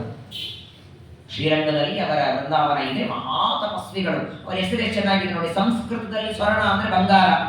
ಅವರು ಬರ್ತಾ ಇದ್ರೆ ಅವರ ದೇಹದ ಕಾಂತಿ ಬಂಗಾರ ಹಾಗೆ ಹೊಡಿತಿದ್ರು. ಬಂಗಾರ ಹೇಗೆ ಪಡ ಪಡ ಪಡ ಚಕ್ಕಾಗಿ ಹೊಡಿಬೇಕು ಹಾಗಾಗಿ ಅವರನ್ನ ಸ್ವರ್ಣವರ್ಣ ಅಂತ ಕರೀತಾರೆ. ಸ್ವರ್ಣದಂತೆ ವರ್ಣ ಬಣ್ಣ. ಆ ಸ್ವರ್ಣವರ್ಣ ತೀರ್ಥರು ಎಲ್ಲಿ ಹೊರಟಿದ್ದಾರೆ? ಅಬ್ಬೂರಿಗೆ ಹೊರಟಿದ್ದಾರೆ. ಪುರುಷೋತ್ತಮ ತೀರ್ಥರ ದರ್ಶನಕ್ಕೆ. ಪುರುಷೋತ್ತಮ ತೀರ್ಥರು ಬ್ರಹ್ಮಣ್ಯ ತೀರ್ಥರು. ಬ್ರಹ್ಮಣ್ಯ ತೀರ್ಥರು ಅಂದ್ರೆ ಬೇರೆ ಯಾರಲ್ಲ, ಶ್ರೀಪಾದರಾಜರ ಪೂರ್ವಾಶ್ರಮದ ತಮ್ಮನೇ, ಅಣ್ಣನೇ. ಇಬ್ರು ಅಣ್ಣ ತಮ್ಮ ಬಂದಿದ್ದಾರೆ ಇಲ್ಲೇ. ಪುರುಷೋತ್ತಮ ತೀರ್ಥರ ದರ್ಶನಕ್ಕೆ ಹೋಗಬೇಕು ಅಂತ ಸ್ವರ್ಣವರ್ಣ ತೀರ್ಥರು ಬರ್ತಿದ್ರು. ಯಾಕಂದ್ರೆ ಆಗಿನ ಕಾಲದಲ್ಲಿ ಆ ಗುಹೆಯನ್ನ ಪುರುಷೋತ್ತಮ ತೀರ್ಥರ ಗುಹೆ ಅಂತ ಕರೆಯೋ. ಅವರ ಚರಿತ್ರೆ ಅದ್ಭುತವಾದದ್ದು. ಪುರುಷೋತ್ತಮ ತೀರ್ಥರು, ಅವರ ಶಿಷ್ಯರು ಬ್ರಹ್ಮಣ್ಯ ತೀರ್ಥರು. ಆ ಪುರುಷೋತ್ತಮ ತೀರ್ಥರ ಗುಹೆಗೆ ಅವರ ದರ್ಶನಕ್ಕೆ ಹೋಗಬೇಕು. ಹೇಳಿದ್ನಲ್ಲ, ಈಗ ಎಲ್ಲೋ ಹೋಗಬೇಕಾದ್ರೆ ಗೂಗಲ್ ಹಾಕಿದ್ರೆ ಹೋಗ್ತಿದ್ರೆ. ಹಾಗೆ ಗೂಗಲ್ ಇರಲಿಲ್ಲ. ಪಲ್ಲಕ್ಕಿಯನ್ನು ಹೊತ್ತುಕೊಂಡು ಹೋಗ್ತಿದ್ದಾರೆ. ಆ ಪಲ್ಲಕ್ಕಿ ಹೊತ್ತುಕೊಂಡ ಶಿಷ್ಯರಂತಾರೆ, ಸ್ವಾಮಿ ಯಾವ ದಾರಿಯಿಂದ ಹೋಗಬೇಕು, ಇನ್ನ ಎಷ್ಟು ದೂರ ಇದೆ ಅಬ್ಬೂರು ಗೊತ್ತಿಲ್ಲ. ಸ್ವರ್ಣವರ್ಣ ತೀರ್ಥರಂತಾರೆ, ಯಾರಿಗಾದ್ರೂ ಕೇಳಿ. ಓ ಅಲ್ಲಿ ನೋಡಿ, ಇಲ್ಲಿ ದನ ಕಾಯ್ತಿದ್ದಾರಲ್ಲ ಹುಡುಗರು, ಅವರನ್ನ ಕರೆದು ಕೇಳಿ ಇಲ್ಲಿಂದ ಅಬ್ಬೂರು ಎಷ್ಟು ದೂರ ಇದೆ ಅಂತ ಕೇಳಿ ಹೇಳ್ತಾರೆ. ಸರಿ ಅಂತ ದೂರದಲ್ಲಿ ನಿಂತು ಸ್ವಾಮಿಗಳೇ ಇಲ್ಲಿ ಬಾ ಅಂತ ಒದರ್ತಾರೆ. ಆಗ ಈ ಹುಡುಗ, ಸಣ್ಣ ಹುಡುಗ ಲಕ್ಷ್ಮೀನಾರಾಯಣ ಓಡಿ ಬರ್ತಾರೆ. ಬಂದು ನೋಡ್ತಾರೆ, ತೇಜಸ್ಸು ತಪಸ್ವಿಗಳು, ಏನ್ ಮುಖದಲ್ಲಿ ಕಾಂತಿ, ಪಲ್ಲಕ್ಕಿಯಲ್ಲಿ ಕೂತಿದ್ದಾರೆ. ಪಲ್ಲಕ್ಕಿಯಲ್ಲಿ ಕೂತಂತಹ ಸ್ವಾಮಿಗಳನ್ನ ನೋಡಿ ನಮಸ್ಕಾರ ಮಾಡ್ತಾರೆ. ನೋಡಿ ಸಂಸ್ಕಾರ ಎಷ್ಟು ಚೆನ್ನಾಗಿತ್ತು. ಆ ಮಕ್ಕಳಿಗೆ ಮೊದಲು ಇದನ್ನು ಕಲಿಸ್ಬೇಕು. ಯಾರೇ ದೊಡ್ಡವರು ಕಂಡ್ರೆ ಮೊದಲು ನಮಸ್ಕಾರ ಮಾಡ್ಬೇಕು, ಆಮೇಲೆ ಎರಡನೇ ಮಾತು. ತಂದೆ ತಾಯಿಗಳು ಹೇಳಬೇಕು, ಮಾಡೋ ಆಚಾರ್ಯಗೆ ಅಂತ ಹೇಳಬೇಕು. ಅವ್ರು ಹೇಳಿದ್ಮೇಲೂ 2 ಸಲ ನೋಡಿ, ಮುಖ ನೋಡಿ, ಇನ್ನು ಕೊನೆಗೆ ಆಚಾರ್ಯ ಅವ್ರಿಗೆ ಮಾಡಿ ಹೋಗ್ಬೇಕು ಮನೆಗೆ. ಏನು ಸಂಸ್ಕಾರ ಇತ್ತು ನೋಡಿ. ಸ್ವಾಮಿಗಳು ಯಾವ ಯತಿಗಳಿದ್ದಾರೆ ಯಾರು ಗೊತ್ತಿಲ್ಲ. ಆ ಲಕ್ಷ್ಮೀನಾರಾಯಣ ನಮಸ್ಕಾರ ಮಾಡ್ತಾರೆ. ಏನಪ್ಪಾ ನಿನ್ನ ಹೆಸರು ಅಂತ ಕೇಳಿದರು. ಲಕ್ಷ್ಮೀನಾರಾಯಣ ಅಂತಾರೆ. ಓ ತುಂಬಾ ಚೆನ್ನಾಗಿದ್ಯಪ್ಪ, ನೋಡೋದಕ್ಕೂ ಒಳ್ಳೆ ಮುದ್ದಾಗಿದ್ದಿ. ಸರಿ, ನಮಗೆ ಅಬ್ಬೂರಿಗೆ ಹೋಗ್ಬೇಕಾಗಿದೆ. ಅಲ್ಲಿ ಯಾಕೆ ಹೊರಟ್ರಿ ಅಂತ ಕೇಳಿದ್ರು ಇವರು. ಸಣ್ಣ ಹುಡುಗ. ಸ್ವಾಮಿಗಳಿಗೆ ಸ್ವಲ್ಪ ಮಜಾ ಅನ್ನಿಸ್ತು, ಚೆನ್ನಾಗಿ ಮಾತಾಡ್ತಾರೆ. ಯಾಕಪ್ಪ ಅಲ್ಲಿ ಹೋಗ್ಬಾರ್ದ? ಅಯ್ಯೋ ಅಲ್ಲಿ ಆನೆ, ಸಿಂಹ, ಚಿರತೆ, ಹುಲಿ ಎಲ್ಲ ಇರುತ್ತೆ, ಅಲ್ಲೆಲ್ಲ ಮನುಷ್ಯರು ಹೋಗುವಾಗಿಲ್ಲ. ಹೌದಾ, ನೀವು ಹೋಗಿದ್ಯಾ ಎಂದಾದ್ರು ಅಂತ ಕೇಳಿದ್ರಂತೆ ಸ್ವರ್ಣವರ್ಣ ತೀರ್ಥರು. ಅಯ್ಯೋ ಅಲ್ಲಿ ಯಾರು ಹೋಗ್ತಾರೆ ರೀ? ಆದರೆ ನಮ್ಮ ಅಣ್ಣ ಆಗಾಗ ಅಲ್ಲಿ ಹೋಗ್ತಿದ್ರು. ಹೋದ್ರು ಅಲ್ಲೇ ಬಿಟ್ಟು ಪರ್ಮನೆಂಟ್ ಆಗಿ ಬರಲೇ ಇಲ್ಲ ಮನೆಗೆ. ಚಿಕ್ಕಮ್ಮನ ಮಗ ಹೋದವರು ಅಲ್ಲೇ ಆಶ್ರಮ ತಗೊಂಡು ಅಲ್ಲೇ ಇದ್ದಾರೆ, ನಾನು ಮಾತ್ರ ಹೋಗಿಲ್ಲ. ಆಗ ಒಂದು ಕೇಳಿದ್ದೇನೆ, ಆ ಗುಹೆಯೊಳಗೊಬ್ಬ ಸ್ವಾಮಿಗಳಿದ್ದಾರಂತೆ, ನಿಮ್ಮ ಹಾಗೆ ಶಾಟಿ ಉಟ್ಕೊಂಡವರು, ಅವರು ಮಹಾನಿಷ್ಠಾವಂತರು, ತಪಸ್ವಿಗಳಿದ್ದಾರೆ. ಆಗ ಸ್ವರ್ಣವರ್ಣ ತೀರ್ಥರಂತ, ಹೌದಪ್ಪ, ನಾವು ಅವರ ದರ್ಶನಕ್ಕೆ ಹೋಗಬೇಕು. ಮತ್ತೆ ಇಲ್ಲಿಂದ ಅಬ್ಬೂರಿನ ಎಷ್ಟು ದೂರ ಇದೆ? ಪಲ್ಲಕ್ಕಿಯಲ್ಲಿ ಹೋಗಬೇಕಾಗಿದೆ, ಎಷ್ಟು ದೂರ ಇದೆ? ನಮ್ಮಂತವ್ರು ಕೇಳಿದ್ರೆ ಇನ್ನೊಂದು ಅರ್ಧ ಕಿಲೋಮೀಟರ್, ಎಡಕ್ಕೆ ಹೋಗ್ರಿ, ಬರಕ್ಕೆ ಹೋಗ್ರಿ, ಮುಂದೆ ಹೋಗ್ರಿ, ಸಿಗ್ನಲ್ ಬರ್ತದೆ. ಆ ಹುಡುಗ ಕೊಟ್ಟ ಉತ್ತರ ನೋಡಿ. ಲಕ್ಷ್ಮೀನಾರಾಯಣ, ಅಬ್ಬೂರು ಎಷ್ಟು ದೂರ ಇದೆ ಅಂದ್ರೆ, ಸೂರ್ಯನನ್ನ ನೋಡಿ, ಆಕಳನ್ನ ನೋಡಿ, ನನ್ನನ್ನ ನೋಡಿ, ಅಬ್ಬೂರು ಎಲ್ಲಿದೆ ಅಂತ ಗೊತ್ತಾಗತ್ತೆ ನಿಮಗೆ. ಇಲ್ಲಿಂದ ಎಷ್ಟೊತ್ತಾಗತ್ತೆ ಹೋಗೋದಕ್ಕೆ? ನನ್ನನ್ನ ನೋಡಿ, ಆಕಳನ್ನ ನೋಡಿ, ಸೂರ್ಯನನ್ನ ನೋಡಿ, ಈ ಮೂರು ನೋಡಿದ್ರೆ ನಿಮ್ಗೆ ಇಲ್ಲಿಂದ ಎಷ್ಟೊತ್ತಾಗತ್ತೆ ಹೋಗೋದಕ್ಕೆ ಅಂತ ಗೊತ್ತಾಗಿ ಬಿಡ್ತದೆ. ನಕ್ಕಿ ಬಿಟ್ಟಂತೆ. ಉಳಿದವ್ರಿಗೆ ತಿಳಿದಿಲ್ಲ ಶ್ರೀಪಾದರಾಜ ಯಾವ ಸ್ವರ್ಣವರ್ಣ ತೀರ್ಥರಿಗೆ ಗೊತ್ತಾಯಿತು ಅಂದ್ರೆ, ಸಾಮಾನ್ಯವಾಗಿ ಸೂರ್ಯಾಸ್ತದ ಹೊತ್ತಿಗೆ ಆಕಳನ್ನ ಮನೆಗೆ ಒಯ್ಬೇಕು. ಈಗ ಸೂರ್ಯಾಸ್ತ ಆಗ್ತಿದೆ, ಇನ್ನು ನಾವು ಮನೆಗೆ ಹೊರಟಿದ್ದೇವೆ ಅಂದ್ರೆ ಸೂರ್ಯಾಸ್ತ ಆಗೋದ್ರೊಳಗೆ ನಾವು ಆ ಮನೆ ಸೇರ್ತೀವಂದ್ರೆ ಹತ್ತಿರದಲ್ಲಿದೆ, ಇನ್ನು ಸ್ವಲ್ಪ ದೂರದಲ್ಲಿದೆ ಅಂತ ಆ ಗುಹ್ಯ ಭಾಷೆಯೊಳಗೆ ಮಗು ಮಾತಾಡ್ತದೆ. ಆ ಮಗುವಿನ ಮಾತು ಕೇಳಿದ್ರೆ ಏನೋ ಮನಸ್ಸಿಗೆ ಒಂದು ಆನಂದ ಸ್ವರ್ಣವರ್ಣ ತೀರ್ಥರಿಗೆ. ಅಲ್ಲೇ ಡಿಸೈಡ್ ಮಾಡಿಬಿಟ್ರವರು, ಋಷೀಣಾಂ ಪುನರಜ್ಞಾನಾಂ ವಾಚಮರ್ಥೋರು ಧಾವತಿ. ಪಾತ್ರೆ ತುಂಬಾ ಅನ್ನ ಆಗಿದೆ ಅಂತ ನೋಡೋದಕ್ಕೆ ಇಡೀ ಪಾತ್ರೆ ಅಗಲ ಹೆಚ್ಚಿಸಬೇಕಾಗಿಲ್ಲ, ಒಂದು ಅಗಲ ಹೆಚ್ಚಿದ್ರೆ ಗೊತ್ತಾಗತ್ತೆ. ಹಂಗೆ ಆ ಮಗುವಿನ ಜೊತೆಗೆ ಎರಡು ಮಾತಾಡಿದ್ದಾರೆ ಸ್ವರ್ಣವರ್ಣ ತೀರ್ಥರಿಗೆ ಅಂತಾರೆ, ಮುಂದೆ ನಮ್ಮ ಉತ್ತರಾಧಿಕಾರಿ ಇವನೇ. ಸತ್ಯ ಸಂಕಲ್ಪತೋ ವಿಷ್ಣು ನಾನ್ಯಥಾತು ಕರಿಷ್ಯತಿ. ಆಗ ಇಲ್ಲೇ ಇದೆ, ಹತ್ರ ಇದೆ ಅಂತ ಆ ಗುಹ್ಯ ಭಾಷೆಯೊಳಗೆ ಮಾತಾಡಿದ್ರೆ ಸ್ವರ್ಣವರ್ಣ ತೀರ್ಥರಂತ, ನೋಡು ಒಂದು ಕೆಲಸ ಮಾಡು, ಇಲ್ಲಿಂದ ಎಷ್ಟು ದೂರ ಗೊತ್ತಿಲ್ಲ, ನಮ್ಮ ಜೊತೆಗೆ ಪಲ್ಲಕ್ಕಿಯಲ್ಲಿ ಕೂತ್ಕೋ, ದಾರಿ ತೋರಿಸ್ಬಾ, ನೀನೇ ಜೊತೆಗೆ ಬಂದು ದಾರಿ ತೋರಿಸ್ಬಿಟ್ರೆ, ಆ ಊರಿಗೆ ಹೋಗೋ ದಾರಿ ತೋರಿಸ್ಬಿಟ್ರೆ ಆಗತ್ತಲ್ಲ ಅಂತ ಲಕ್ಷ್ಮೀನಾರಾಯಣ ಕರೆದರೆ, ಅಯ್ಯೋ ಪಲ್ಲಕ್ಕಿಯಲ್ಲಿ ಕೊಡೋದ, ಪಲ್ಲಕ್ಕಿಯಲ್ಲಿ ಕೊಡೋದ, ನಾನೇ ಸ್ವಾಮಿಗಳ ಪಲ್ಲಕ್ಕಿಯ ಸ್ವಾಮಿಗಳ ಕೊಡಬೇಕು, ನಾನು ಕೊಡಬಾರದು ಅಂತದೆ ಮಗು. ಪರವಾಗಿಲ್ಲಪ್ಪ ಕೂತ್ಕೋಬಾ. ಅಯ್ಯೋ ನಾನು ಕೊಡೋದಿಲ್ಲ, ಭಯ ಆಗತ್ತೆ ನನಗೆ. ನೀವು ಹೊರಡಿ, ನಿಮಗೆ ಅಪ್ಪೂರು ಸಿಗುತ್ತದೆ ಅಂತ ಹೇಳ್ತಾರೆ. ಪರಮಾತ್ಮನ ವಿಶೇಷವಾದ ಅನುಗ್ರಹ ನೋಡಿ. ಇದೇ ಹುಡುಗರೇ ಧ್ರುವರಾಜರಾದಾಗಲೂ ಆ ವಯಸ್ಸಲ್ಲೇನೆ ನಾರದನಿಗೂ ನಾರದ ಜೊತೆ ಮಾತಾಡಿದ್ರಲ್ವೇ. ಅರಣ್ಯಕ್ಕೆ ಹೋಗುವಾಗ ನಾರದರ ಭೇಟಿಯಾಯಿತು. ಎಲ್ಲಿ ಹೊರಟಿದ್ದಿ ಅಂದಾಗ ನಾರದರು ಅವರಿಗೆ ಒಂದು ವಾಸುದೇವರ ಪ್ರತಿಮೆ ಮಾಡಿಕೊಡ್ತಾರಲ್ಲ, ಅದೇ ಹುಡುಗ ಇದು. ಅವತ್ತು ನಾರದರ ಅನುಗ್ರಹ ಪಡೆದ ಹುಡುಗ ಇವತ್ತು ಸ್ವರ್ಣವರ್ಣ ತೀರ್ಥರ ಕೃಪಾ ದೃಷ್ಟಿಗೆ ಬಿದ್ದಿದೆ. ಸ್ವರ್ಣವರ್ಣ ತೀರ್ಥರು ಅಷ್ಟು ಮಾತಾಡ್ತಾರೆ.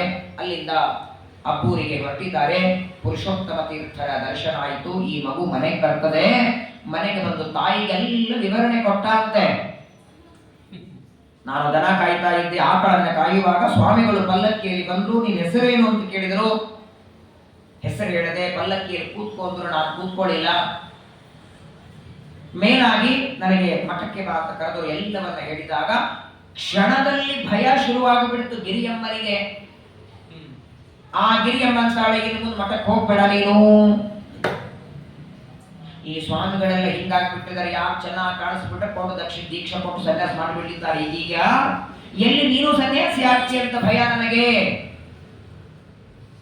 ಇರೋ ಒಬ್ಬ ಮಗ ನೀನು ಸನ್ಯಾಸಿ ಆದ್ರೆ ಗತಿ ಏನೋ, ಇನ್ನೇನು ಮಠಕ್ಕೆ ಹೋಗ್ಬೇಡ, ಅಕಸ್ಮಾತ್ ಯಾವ ಸ್ವಾಮಿಗಳ ಮಾತಾಡಿಸಿದ್ರು ದೂರ ಇರೋ, ಹತ್ರ ಹೋಗ್ಬೇಡ ಅಂತ. ಆದರೆ ನೋಡಿ ಶ್ರೀಮದಾಚಾರ್ಯ ಮಾತು ಹೇಳ್ತಾರೆ ತಪ್ಪ ನಿರ್ಣಯದಲ್ಲಿ, ಯದರ್ಥಮೇಶ ಜಾಯತೆ ಪುಮಾಹಿ ತಸ್ಯ ಸೋಕೃತೆ ಶುಭಾಂ ಗತಿಂ ನತು ವ್ರಜೆ. ಯಾವ ಕೆಲಸಕ್ಕೆ ಬಂದಿದ್ದಾರೋ ಅದನ್ನು ಮಾಡಲೇಬೇಕು. ಇವರು ಭೂಮಿಗೆ ಬಂದದ್ದು ಆಕಳ ಕಾಯ್ತಾ ಮನೆ ನೋಡ್ಕೋದಕ್ಕೆ ಬಂದವರು ಅಲ್ಲ ಇವರು. ಇವರಿಗೆ ಅಂತ ಒಂದು ಜವಾಬ್ದಾರಿ ಕೊಟ್ಟು ದೇವರ ಕಳಿಸಿದ್ದಾನೆ. ಅವತ್ತು ಪುರುಷೋತ್ತಮ ತೀರ್ಥರ ಜೊತೆಗೆ ಸ್ವರ್ಣವರ್ಣ ತೀರ್ಥರು ಮಾತಾಡ್ತಾರೆ, ಯೋಗಕ್ಷೇಮ ಮಾತಾಡಿ. ಆಗ ಸ್ವರ್ಣವರ್ಣ ತೀರ್ಥರಂತಾರೆ, ನಿಮ್ಮ ಸನ್ನಿಧಾನಕ್ಕೆ ಬಂದಿರೋದೇನೋ ವಿಶೇಷ ಆನಂದ, ನಮಗೇನೋ ಒಂದು ಮನಸ್ಸಿಗೆ ಸಂತೋಷ ಆಗಿದೆ. ಯಾಕೆ ಅಂತ ಕೇಳಿದ್ರು, ನಮ್ಮ ಉತ್ತರಾಧಿಕಾರಿ ಇಲ್ಲೇ ಸಿಗುತ್ತಾನೆ ಅಂತ ಅನಿಸಿದೆ ನಮಗೆ ಎಂದರು. ಪುರುಷೋತ್ತಮ ತೀರ್ಥರಂತಾರೆ, ಹೌದಾ, ಯಾರನ್ನಾದ್ರೂ ನೋಡಿದ್ದೀರಾ? ಆಗ ಸ್ವಾಮಿಗಳು ಹೇಳ್ತಾರೆ, ನಾವು ಬರುವಾಗ ದಾರಿಯಲ್ಲಿ ಒಬ್ಬ ಹುಡುಗನನ್ನ ನೋಡಿದಿರಿ. ಅವನ ಲಕ್ಷಣ, ಅವನ ಮಾತಾಡುವ ರೀತಿ, ಬುದ್ಧಿ, ಜ್ಞಾನ. ಆದರೆ ಪ್ರಾರಬ್ಧದಿಂದ ಪಾಪ ಆಕಳನ್ನ ಕಾಯ್ತಾ ಇದ್ದಾನೆ. ಇಷ್ಟು ಮಾತಾಡ್ತಿರ್ಬೇಕಾದ್ರೆ ಪಕ್ಕದಲ್ಲಿ ಕೂತು ಬ್ರಹ್ಮಣ್ಯ ತೀರ್ಥರಿಗೆ ಗೊತ್ತಾಗಿ ಬಿಡ್ತು ನನ್ನ ತಮ್ಮ, ಇಷ್ಟು ಲಕ್ಷಣ ಇದೆ ಅಂದ್ರೆ ನಮ್ಮ ಪೂರ್ವಾಶ್ರಮದ ತಮ್ಮ ಅಂತ ಗೊತ್ತಾಗಿ ಬಿಡ್ತವರಿಗೆ. ಪುರುಷೋತ್ತಮ ತೀರ್ಥರ ಜೊತೆಗೆ ಮಾತಾಡ್ತಾ ಆಗ ಪುರುಷೋತ್ತಮ ತೀರ್ಥರ ಅಂತ ಅಷ್ಟೇ ಚಿಂತೆ ಮಾಡ್ತಿರೋ ನಮ್ಮ ಶೇಷಗಿರಾಚಾರ್ಯರ ಮಗ ಅವನು. ಹೌದಾ, ಹಾಗಾದ್ರೆ ಅವರನ್ನು ಕರೆಸ್ತೀರಾ ಮಾತಾಡಬೇಕು ಅಂದಾಗ ಸರಿ ಅಂತ ದಂಪತಿಗಳನ್ನ ಮಠಕ್ಕೆ ಕರೀತಾರೆ. ಶೇಷಗಿರಿ ಆಚಾರ್ಯರು, ಗಿರಿಯಮ್ಮ ಜೊತೆಗೆ ಮಗುವನ್ನ. ಮೊದಲನೇದಾಗಿ ಸ್ವಾಮಿಗಳು ಮಠಕ್ಕೆ ಕರೆದಿದ್ದಾರೆ ಅಂದ್ರೆ ಅರ್ಧ ಭಯ ಆಯಿತು. ಆದರೆ ಮಗನಿಗೆ ಸನ್ಯಾಸ ಕೊಡ್ತಾರೆ ಅಂತ ಭಯ ಅಲ್ಲ. ಇದೇನು ಮಗ ಎಲ್ಲ ಹೇಳಿದ್ದಲ್ಲ, ತಾನು ಸ್ವಾಮಿಗಳ ಜೊತೆಗೆ ಮಾತಾಡಿದ್ದು. ನನ್ನ ಮಗ ಉದ್ದಟತನದಲ್ಲಿ ಏನು ಅಬದ್ಧ ಮಾತಾಡಿದ್ದಾನೆ ಸ್ವಾಮಿಗಳ ಜೊತೆಗೆ, ಹಾಗೆ ತಿಳ್ಕೊಂಡು ಭಯ ಆಗಿತ್ತು ಅವರಿಗೆ. ಸಣ್ಣ ಹುಡುಗ ಏನೋ ತಿಳುವಳಿಕೆ ಇಲ್ಲದೆ ದೊಡ್ಡವ್ರ ಜೊತೆಗೆ ಅಬದ್ಧ ಮಾಡಿ ಮಾತಾಡಿರ್ತಾನೆ ಅಂತ ಕ್ಷಮೆ ಯಾಚನೆ ಮಾಡಬೇಕು ಅಂತ ಅವರು ಬಂದ್ರೆ, ಇಲ್ಲಿ ನಡೆದದ್ದೇ ಬೇರೆ. ನಿಮ್ಮ ಮಗ ಮಾತಾಡಿದ್ರಲ್ಲಿ ತಪ್ಪಿಲ್ಲ, ಆದರೆ ಆ ನಿಮ್ಮ ಮಗನ ಮಾತು ಮಾತ್ರವಲ್ಲ, ಅವನ ದೇಹದ ಲಕ್ಷಣ, ಅವನ ಮುಖದ ಲಕ್ಷಣವನ್ನೆಲ್ಲ ನೋಡಿ ಪರಮಾತ್ಮನ ಆಜ್ಞೆಯಾಗಿದೆ, ಗೋಪಿನಾಥನ ಇಚ್ಛೆಯಾಗಿದೆ, ನಂತರದಲ್ಲಿ ಇವನ ಕೈಯಿಂದ ಸೇವೆ ತಗೊಳ್ಳೋ ಇಚ್ಛೆ ಭಗವಂತನಿಗಿದೆ. ಇನ್ನು ಉಪನಯನವೂ ಆಗಿಲ್ಲ ಅವರದು. ಉಪನಯನ ಮಾಡೋದಕ್ಕೆ ದುಡ್ಡಿಲ್ಲ ಅಂತ ಉಪನಯನ ಮುಂದೆ ಹಾಕ್ತಿದ್ದಾರೆ ಶೇಷಗಿರಿ ಆಚಾರ್ಯರು. ಮಗನ ಉಪನಯನವೂ ಮಾಡಿಲ್ಲ. ಹೇಗೆ ಅಂದಾಗ ಸ್ವರ್ಣವರ್ಣ ತೀರ್ಥರಂತಾರೆ, ನಿಮ್ಮ ಮಗನ ಉಪನಯನದ ಜವಾಬ್ದಾರಿ ಮಠಕ್ಕೆ ಸೇರಿದ್ದು. ಮಗನ ಉಪನಯನ ಮಾಡಿ, ಮಗನಿಗೆ ಪಾಠವನ್ನ ಹೇಳಿ, ಮಗನಿಗೆ ಒಳ್ಳೆ ವಿದ್ಯಾದಾನವನ್ನ ಮಾಡಿ, ಮುಂದೆ ನಿಮ್ಮ ಮಗನನ್ನ ನಮ್ಮ ಉತ್ತರಾಧಿಕಾರಿಯಾಗಿ ಸ್ವೀಕಾರ ಮಾಡ್ತೇವೆ ಅಂದಾಕ್ಷಣ ಕಣ್ಣೊಳಗೆ ದಳದಳ ನೀರು. ಪ್ರಪಂಚದಲ್ಲಿ ಎಲ್ಲರೂ ಮಕ್ಕಳನ್ನ ಪಡಿತಾರೆ, ಮಗ ಬೇಕು ಅಂತ ಇಚ್ಛೆ ಪಡ್ತಾರೆ. ಆದರೆ ಇರುವ ಮಗ ಒಬ್ಬ ದೊಡ್ಡ ಯತಿ ಆಗ್ತಾನೆ, ಸಮಾಜಕ್ಕೆ ದೊಡ್ಡ ವ್ಯಕ್ತಿ, ಜಗದ್ಗುರು ಆಗ್ತಾನೆ ಅಂದ್ರೆ ಯಾರು ಬೇಡ ಅಂತಾರೆ. ಆದರೆ ಒಂದು ಮನಸ್ಸಿನಲ್ಲಿ ಸ್ವಲ್ಪ ಗೊಂದಲ, ಏನಿದ್ರು ಪುತ್ರ ವ್ಯಾಮೋಹ ಇರತ್ತಲ್ಲ, ಇರುವ ಮಗ ಯತಿ ಆದರೆ ಮುಂದೇನು ಅಂತ. ಒಂದ ಕಡೆಗೆ ಪುತ್ರ ವ್ಯಾಮೋಹ, ಇನ್ನೊಂದು ಕಡೆಗೆ ಮಗ ದೊಡ್ಡ ಪೀಠಾಧಿಪತಿ ಆಗ್ತಾನೆ. ಆದರೂ ಪರಮಾತ್ಮನ ಮೇಲೆ ಭಾರ ಹಾಕಿದ್ದಾರೆ. ಒಂದೇ ಮಾತು ಹೇಳ್ತಾರೆ ಸ್ವರ್ಣವರ್ಣ ತೀರ್ಥರು, ನಿಮ್ಮ ಮಗನನ್ನ ಎಲ್ಲೋ ಒಂದು ಕಡೆ ಕಳಿಸ್ತಾ ಇಲ್ಲ, ದೊಡ್ಡ ಒಂದು ಸಾಧನೆ ಕಳಿಸ್ತಾ ಇದ್ದೀರಿ. ಸರಿ, ಮಗ ಹೋದ್ಮೇಲೆ ನಮ್ಮ ಜೀವನ ಹೇಗನಬೇಡಿ, ನಿಮ್ಮಿಬ್ಬರನ್ನು ಮಠ ನೋಡ್ಕೊಳ್ತದೆ. ಲಕ್ಷ್ಮೀನಾರಾಯಣನಿಗೆ ಉಪನಯನವನ್ನ ಮಾಡಿ ವಿಶೇಷವಾಗಿ ಸ್ವರ್ಣವರ್ಣ ತೀರ್ಥರು ಪಾಠವನ್ನ ಹೇಳ್ತಾರೆ. ಅನೇಕ ಗ್ರಂಥಗಳನ್ನ ಪಾಠವನ್ನ ಹೇಳಿ ಅನಂತರದಲ್ಲಿ ಅವರಿಗೆ ವಿಶೇಷವಾಗಿ ಅವರ ದೀಕ್ಷಾ, ಅವರ ವೈರಾಗ್ಯ, ಅವರ ತಪಸ್ಸು ಅದನ್ನ ನೋಡಿ ಸನ್ಯಾಸ ದೀಕ್ಷೆಯನ್ನು ಕೊಡಬೇಕು ಅಂತ ನಿರ್ಧಾರ ಮಾಡ್ತಾರೆ. ಸನ್ಯಾಸ ಅಷ್ಟು ಸುಲಭ ಅಲ್ಲ. ಯದಾ ವಿರಕ್ತ ಪುರುಷ ಪ್ರಜಾಯತೆ ತದೈವ ಸನ್ಯಾಸವಿಧಿ ಶ್ರುತೌ ಶ್ರುತಃ. ಸುಮಧ್ವಿಜಯದಲ್ಲಿ ಹೇಳ್ತಾರಲ್ಲ, ಸನ್ಯಾಸ ತಗೊಳ್ಳೋದಕ್ಕೆ ಮೊಟ್ಟ ಮೊದಲನೇದ್ದು ಬೇಕು ವೈರಾಗ್ಯ. ವೈರಾಗ್ಯ ಬೇಕು, ಜ್ಞಾನ ಬೇಕು, ತಪಸ್ಸು ಬೇಕು, ಸಿದ್ಧಿ ಬೇಕು, ಏನೇನು ಬೇಕು ಅದೆಲ್ಲ ಗುಣಗಳು, ಅದೆಲ್ಲ ಲಕ್ಷಣಗಳು ಪರಿಪೂರ್ಣವಾಗಿ ಹುಡುಗನಲ್ಲಿ ಇವೆ. ಅದನ್ನ ಗಮನಿಸಿ ಸ್ವರ್ಣವರ್ಣ ತೀರ್ಥರು ಅವರಿಗೆ ದೀಕ್ಷೆಯನ್ನ ಕೊಡ್ತಾರೆ. ಆದರೆ ಹೆಸರು ಮಾತ್ರ ಪೂರ್ವಾಶ್ರಮದಲ್ಲಿ ಲಕ್ಷ್ಮೀನಾರಾಯಣ ಅಂತ ಹೆಸರು, ಅದರ ಮುಂದೆ ತೀರ್ಥ ಇಟ್ಟುಬಿಟ್ರಷ್ಟೇ. ಪ್ರಾರಂಭದಲ್ಲಿ ಹೆಸರಿಟ್ಟದ್ದು ಲಕ್ಷ್ಮೀನಾರಾಯಣ ತೀರ್ಥರು. ಹಾಗಾಗಿ ವ್ಯಾಸರಾಜರು ತಮ್ಮ ಗ್ರಂಥದಲ್ಲಿ ಲಕ್ಷ್ಮೀನಾರಾಯಣ ಮುನೀನ್ ಒಂದೇ ವಿದ್ಯಾ ಗುರುನ್ಮಮ ಅಂತಾರೆ. ಲಕ್ಷ್ಮೀನಾರಾಯಣ ಮುನಿಗಳು ಅಂತೆ ಪ್ರಸಿದ್ಧರಾದರು. ಸನ್ಯಾಸ ಆಶ್ರಮ ಸ್ವೀಕಾರ ಮಾಡಿದ ನಂತರದಲ್ಲಿ ಪ್ರತಿನಿತ್ಯದಲ್ಲಿ ಗುರುಗಳಾದ ಸ್ವರ್ಣವರ್ಣ ತೀರ್ಥರು ಪೂಜೆ ಮಾಡುವಾಗ ಅವರ ಪೂಜೆಯಲ್ಲಿ ಕೈಗೊಳ್ಳಬೇಕು. ಏನ್ ನೋಡಿ, ಶ್ರೀಪಾದರಾಜರು ಪ್ರತಿನಿತ್ಯದಲ್ಲಿ ಗುರುಗಳಿಗೆ ಸಹಾಯವನ್ನ ಮಾಡ್ತಾ ಇದ್ರು. ನಿತ್ಯದಲ್ಲಿ ಗೋಪಿನಾಥನಿಗೆ ನೈವೇದ್ಯ ಮಾಡಿದ ಊಟ, ಪರಮಾತ್ಮನಿಗೆ ಅಭಿಷೇಕ ಮಾಡಿದ ತೀರ್ಥ, ನಿತ್ಯದಲ್ಲಿ ಗುರುಗಳಿಂದ ವಿಶೇಷವಾದ ಅಧ್ಯಯನವನ್ನ ಮಾಡ್ತಾ ಸ್ವಲ್ಪ ದಿನಗಳಾದ ಮೇಲೆ ಸ್ವರ್ಣವರ್ಣ ತೀರ್ಥರಿಗೆ ಒಂದು ಚಿಂತೆ ಶುರುವಾಯಿತು. ಪ್ರಾರಂಭದ ಎಲ್ಲ ಗ್ರಂಥಗಳ ಅಧ್ಯಯನವನ್ನ ತಾವೇ ಮಾಡಿಸಿದ್ದಾರೆ. ಲಕ್ಷ್ಮೀನಾರಾಯಣ ಮುನಿಗಳಿಗೆ ಇದರ ಮುಂದಿನ ವಿಶೇಷವಾದ ಅಧ್ಯಯನ ಆಗಬೇಕು ಅಂತ ವಿಚಾರ ಮಾಡಿ ಆಗಿನ ಕಾಲದಲ್ಲಿ ರಾಮಚಂದ್ರ ತೀರ್ಥರಿಂದ ಸನ್ಯಾಸ ದೀಕ್ಷೆಯನ್ನು ತಗೊಂಡವರು ಮಹಾ ತಪಸ್ವಿಗಳು. ಷೋಡಶಬಾಹು ನರಸಿಂಹದೇವರನ್ನ ಅಹೋಬಲ ಕ್ಷೇತ್ರದಲ್ಲಿ ಪ್ರತ್ಯಕ್ಷ ಮಾಡಿಕೊಂಡಂತಹ ಮಹನೀಯರು ವಿಭುದೇಂದ್ರ ತೀರ್ಥರು. ಆ ವಿಭುದೇಂದ್ರ ತೀರ್ಥರನ್ನ ಸಮೀಪಿಸಿ ಅವರಲ್ಲಿ ಪ್ರಾರ್ಥನೆಯನ್ನ ಮಾಡ್ತಾರೆ. ತಮ್ಮ ಶಿಷ್ಯನಿಗೆ ಎಲ್ಲ ಟೀಕಾಕೃತ್ಪಾದರು ಬರೆದ ಶ್ರೀಮನ್ಯಾಯ ಸುಧವೇ ಮೊದಲಾದ ಎಲ್ಲ ಗ್ರಂಥಗಳಾಗವೆ. ಸುಧಾವ ಪಠನೀಯ ವಸುಧಾವ ಪಾಲನೀಯ. ಏನು ಟೀಕಾರಾಯರ ಸುಧಾ ಗ್ರಂಥ, ಎಂತಹ ಅದ್ಭುತ ಮೇರು ಕೃತಿ. ಟೀಕಾಕೃತ್ಪಾದರು ಪ್ರಾರಂಭದಲ್ಲಿ ಮಂಗಲಾಚರಣೆಯನ್ನ ಮಾಡುವಾಗ ಹೇಳ್ತಾರೆ, ನ ಶಬ್ದಾಬ್ದೌ ಗಾಢಾಃ ನ ಚ ನಿಗಮ ಚರ್ಚಾಸು ಚತುರಾಃ ನ ಚ ನ್ಯಾಯೇ ಪ್ರೌಢಾಃ ನ ಚ ವಿದಿತ ವೇದ್ಯ ಅಪಿ ವಯಂ ಪರಂ ಶ್ರೀಮತ್ ಪೂರ್ಣ ಪ್ರವತಿ ಗುರು ಕಾರುಣ್ಯ ಸರಣಿಂ ಪ್ರಪನ್ನಾಃ ಮಾನ್ಯಾಸ್ಮಃ ಕಿಮಪಿ ಚ ವದಂತೋಪಿ ಮಹತಾಂ. ಶ್ರೀಮದ್ ಆಚಾರ್ಯರ ಕಾರುಣ್ಯ ನೆನೆಸಿಕೊಳ್ಳುತ್ತಾರೆ. ಸುಧಾ ಗ್ರಂಥದ ಕೊನೆ ಭಾಗದಲ್ಲಿ ಹೇಳ್ತಾರೆ, ನಾನು ಮಾತ್ಸರ್ಯದಿಂದ ಅಥವಾ ನಾನು ದೊಡ್ಡವನು, ನಾನು ಪಂಡಿತ ಅಂತ ಈ ಗ್ರಂಥ ಬರೆದದ್ದಲ್ಲ. ನಾನು ಸುಧಾ ಗ್ರಂಥದಲ್ಲಿ ಏನಾದರೂ ಒಂದೆರಡು ಮಾತು ಬರೆದಿದ್ದರೆ ಕೇವಲ ಗುರು ಅನುಗ್ರಹ, ಗುರು ಕಾರುಣ್ಯ ಅನ್ನೋದಕ್ಕಾಗಿ ಇವತ್ತು ಅಷ್ಟು ದೊಡ್ಡದಾಗಿ ಮೇರು ಕೃತಿಯಾದದ್ದು ಆ ಶ್ರೀ ಟೀಕಾಕೃತ್ಪಾದರ ಸುಧಾದಿ ಗ್ರಂಥಗಳು. ಎಲ್ಲ ಗ್ರಂಥಗಳನ್ನ ವಿಭುದೇಂದ್ರ ತೀರ್ಥರಿಂದ ವಿಶೇಷವಾಗಿ ಅಧ್ಯಯನವನ್ನ ಮಾಡಿ ದೊಡ್ಡ ವಿದ್ವಾಂಸರಾಗ್ತಾರೆ. ಎರಡು ಪ್ರಭೇದಗಳಿದೆ. ಕೆಲವರು ವಿಭುದೇಂದ್ರ ತೀರ್ಥರೇ ಇವರಿಗೆ ರಾಜರು, ಶ್ರೀಪಾದ ರಾಜರು ಅಂತ ಬಿರುದು ಕೊಟ್ಟದ್ದು ಅಂತ, ಕೆಲವು ಕಡೆಗೆ ರಘುನಾಥ ತೀರ್ಥರು ಬಿರುದು ಕೊಟ್ಟದ್ದು ಅಂತ ಕೆಲವು ಕಡೆಗಿದೆ.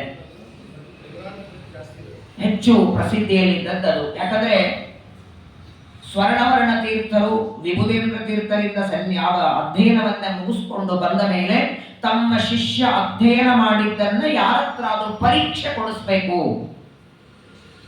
ಆಗಿನ ಕಾಲದಲ್ಲಿ ಉತ್ತರಾದಿ ಮಠದ ಯತಿಗಳು ಏನ್ ರಘುನಾಥ ತೀರ್ಥರು ಅಂದ್ರೆ ಶ್ಲಾಘ, ಅವ್ರು ಕೇವಲ ಗೋಣ ಹಾಕಿದ್ರೆ ಸಾಕಂತ ಇವನು ಪಂಡಿತ ಅಂತ ಬಾಯಿ ಬಿಟ್ಟು ಹೇಳಬೇಕಾಗಿರ್ಲಿಲ್ಲ. ರಘುನಾಥ ತೀರ್ಥರ ಪಾಂಡಿತ್ಯ, ಮಣ್ಣೂರಿನಲ್ಲಿ ದೊಡ್ಡದಾದ ವಿದ್ಯಾಪೀಠ ಮಾಡಿ ಸಾವಿರಾರು ಯತಿಗಳಿಗೆ ಪಾಠ ಮಾಡುತ್ತಿದ್ದ ರಘುನಾಥ ತೀರ್ಥರು. ಒಬ್ಬ ಸನ್ಯಾಸಿಗಳು, ಈಗಲೂ ಮಣ್ಣೂರಲ್ಲಿ ವೃಂದಾವನ ಇದೆ, ಅವರ ಶಿಷ್ಯರು ಗೋವಿಂದ ಭಿಕ್ಷುಗಳು ಅಂತ. ಆ ರಘುನಾಥ ತೀರ್ಥರ ಶಿಷ್ಯರು ಭಿಕ್ಷೆ ಬಿಡೋದಕ್ಕೆ ಹೋಗಿದ್ರು. ಒಬ್ಬ ಗೃಹಸ್ಥರ ಮನೆ ಮುಂದೆ ನಿಂತಿದ್ದಾರೆ, ಭಿಕ್ಷಾಂದೇಹಿ 3-4 ಸಲ ಕೂಗ್ತಾರೆ, ಭಿಕ್ಷೆ ತರಲೇ ಇಲ್ಲ. ಕಣ್ಣು ಕೆಂಪು ಮಾಡ್ತಾರೆ, ಮನೆಗೆ ಬೆಂಕಿ ಹತ್ಕೊಂಡಿದೆ. ರಘುನಾಥ ತೀರ್ಥರು ಇಲ್ಲಿ ಪಾಠ ಮಾಡ್ತಾ ಇರುವಾಗ ತಮ್ಮ 2 ಶಾಟಿಯನ್ನು ಒಂದಕ್ಕೆ ಒಂದು ತಿಕ್ತಾರೆ. ಶಿಷ್ಯರು ಯಾಕೆ ಸ್ವಾಮಿ ಏನಾಯಿತು ಅಂದ್ರೆ, ಶಿಷ್ಯ ಭಿಕ್ಷೆಗೆ ಹೋಗಿ ಬೆಂಕಿ ಹಚ್ಚಿದ್ದಾನೆ, ಇಲ್ಲಿ ಕೂತು ಆರಿಸ್ತಿದ್ದೇನೆ ಅಂತಾರೆ. ಕೂರ್ಮೋ ವರುಣ ಗಂಗೇಚ ಯಸ್ಯ ಪ್ರತ್ಯಕ್ಷತಾಂಗತ. ವ್ಯಾಸಮುಷ್ಟಿ ಕಳೆದು ಹೋದಾಗ ಅದು ಸಿಗದು ಹೊರತು ಊಟ ಮಾಡೋದಿಲ್ಲ ಅಂತ ದೀಕ್ಷೆ ಪಡ್ತಾರೆ. ಪರಮಾತ್ಮ ಕೂರ್ಮ ರೂಪದಿಂದ ಪ್ರತ್ಯಕ್ಷವಾಗಿ ದರ್ಶನ ಕೊಡ್ತಾನೆ. ಅಂತಹ ರಘುನಾಥ ತೀರ್ಥರ ಹತ್ರ ಲಕ್ಷ್ಮೀನಾರಾಯಣ ಯತಿಗಳನ್ನ ಕರ್ಕೊಂಡು ಬರ್ತಾರೆ. ಪರೀಕ್ಷೆಯನ್ನ ಕೊಡಿಸಿದರೆ ಏನು ಆನಂದ ನೋಡಿ. ಪ್ರಾಯ ಹಿಂದಿನ ಕಾಲದಲ್ಲಿ ಜ್ಞಾನಕ್ಕೆ ಏನೊಂದು ಗೌರವ ಪ್ರಾಶಸ್ತ್ಯ ಇತ್ತು. ಪರಮಾನಂದ ಆಯಿತಂತೆ ರಘುನಾಥ ತೀರ್ಥರಿಗೆ. ಅವತ್ತಿನಿಂದ ನೀವು ಕೇವಲ ಶ್ರೀಪಾದರಲ್ಲ, ಸಾಮಾನ್ಯವಾಗಿ ಯತಿಗಳನ್ನ ಶ್ರೀಪಾದರು ಅಂತ ಕರೀತಾರೆ.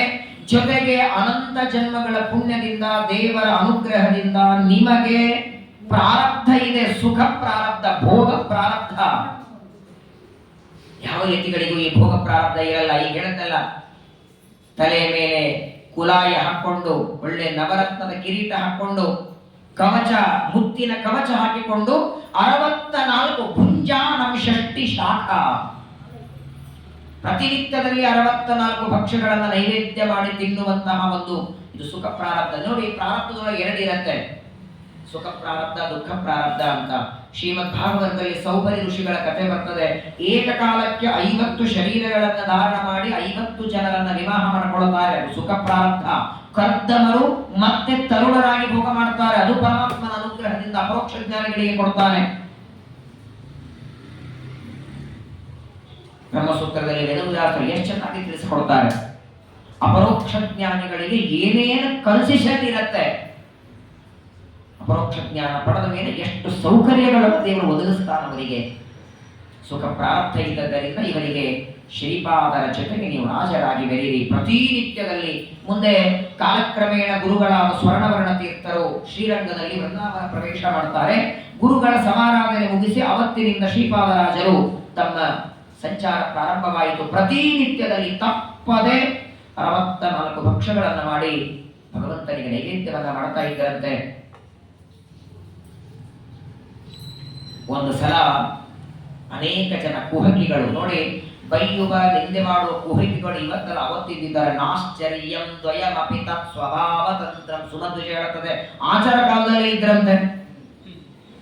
ಶ್ರೀಮದಾಚಾರ್ಯರನ್ನ ಬೈಯುವ ನಿಂದೆ ಮಾಡುವ ಜನನೇ ಇದ್ರು. ಹಾಗಾಗಿ ಕೆಲವು ಕುಹಕಿಗಳು ವಿಚಾರ ಮಾಡ್ತಾರೆ, ಶ್ರೀಪಾದರಾಜರು ಪ್ರತಿನಿತ್ಯದಲ್ಲಿ 64 ಭಕ್ಷ್ಯ ಅದು ಪ್ರಾರಬ್ಧ ಭೋಗ ಅಂತ ಮಾಡ್ತಾರೋ ಅಥವಾ ಇಚ್ಛೆಯಿಂದ ಮಾಡ್ತಾರೋ ಪರೀಕ್ಷೆ ಮಾಡಬೇಕು ಅಂತ ಅವರನ್ನ ಸಂಚಾರಕ್ಕೆ ಹೋಗುವಾಗ ದಾರಿ ತಪ್ಪಿಸಿ ಒಂದು ಅರಣ್ಯಕ್ಕೆ ಬರುವ ಹಾಗೆ ಮಾಡುತ್ತಾರೆ. ಯಾವ ಅರಣ್ಯದಲ್ಲಿ ಯಾರು ಸಿಗಬಾರದು, ಭಿಕ್ಷೆ ಮಾಡೋರು ಸಿಗಬಾರದು, ಪದಾರ್ಥಗಳು ಸಿಗಬಾರದು. ನೋಡೋಣ, ಅಲ್ಲಿ 64 ಭಕ್ಷ್ಯಗಳು ಮಾಡಿಸ್ತಾರ, ಪ್ರಯತ್ನ ಮಾಡಬೇಕು ಅಂತ ಶ್ರೀಪಾದರಾಜರ ಅರಣ್ಯಕ್ಕೆ ಕಳಿಸಿದರೆ, ಅದೇ ಹೊತ್ತಿಗೆ ಶ್ರೀನಿವಾಸನಿಗೆ ತಿರುಪತಿಯಲ್ಲಿ ಸಂಪೂರ್ಣ ಒಂದು ದಿನದ ಅನ್ನ ಖರ್ಚಕ್ಕೆ ಅಕ್ಕಿ, ಬೇಳೆ, ತೊಗರಿ ಬೇಳೆ, ಏನೇನು ಶ್ರೀನಿವಾಸ ನೈವೇದ್ಯಕ್ಕೆ ಪದಾರ್ಥಗಳು ಒಬ್ಬ ಗೃಹಸ್ಥ ತಗೊಂಡು ಹೋಗ್ತಾರೆ. ಆಗ ಭಗವಂತ ಹೇಳ್ತಾನೆ, ಈಗ ನನಗೆ ಬೇಡ, ನಮ್ಮ ಗುರು ಶಿಷ್ಯ ಅಲ್ಲಿ ನಿಂತಿದ್ದಾನೆ, ವೈದಿ ಪದಾರ್ಥ ಅವ್ರಿಗೆ ಕೊಡು. ಭಗವಂತನ ಪ್ರೇರಣೆಯಿಂದ ಎಲ್ಲ ಪದಾರ್ಥ ತಗೊಂಡು ಆ ವ್ಯಕ್ತಿ ಅರಣ್ಯಕ್ಕೆ ಬರ್ತಾನೆ. ಮತ್ತೆ 64 ಭಕ್ಷ್ಯಗಳನ್ನ ಮಾಡಿ ಗೋಪಿನಾಥನಿಗೆ ನೈವೇದ್ಯವನ್ನ ಮಾಡ್ತಾರೆ. ಭಗವಂತನ ಅನುಗ್ರಹ ನೋಡಿ ಆಶ್ಚರ್ಯ. ಅಂದ್ರೆ ಯತಿಗಳಿಗೆ 8 ತುತ್ತು ಹೇಳಿದ್ದಾರೆ. ಅಷ್ಟೌಗ್ರಾಸ ಮುನೇರ್ ಭಕ್ಷಾ. ಯತಿಗಳ ಊಟ ಅವರ ಸಾಧನೆಗೆ ಅಡ್ಡಿಯಾಗಬಾರದು. ಆದರೆ 64 ಭಕ್ಷ್ಯಗಳ ಊಟ ಮಾಡಿದರು. ಭಗವಂತನಲ್ಲಿ ಮನಸ್ಸು ಮಾತ್ರ ಒಂದು ಕ್ಷಣ ವಿಚಲಿತ ಆಗ್ತಿರಲಿಲ್ಲ.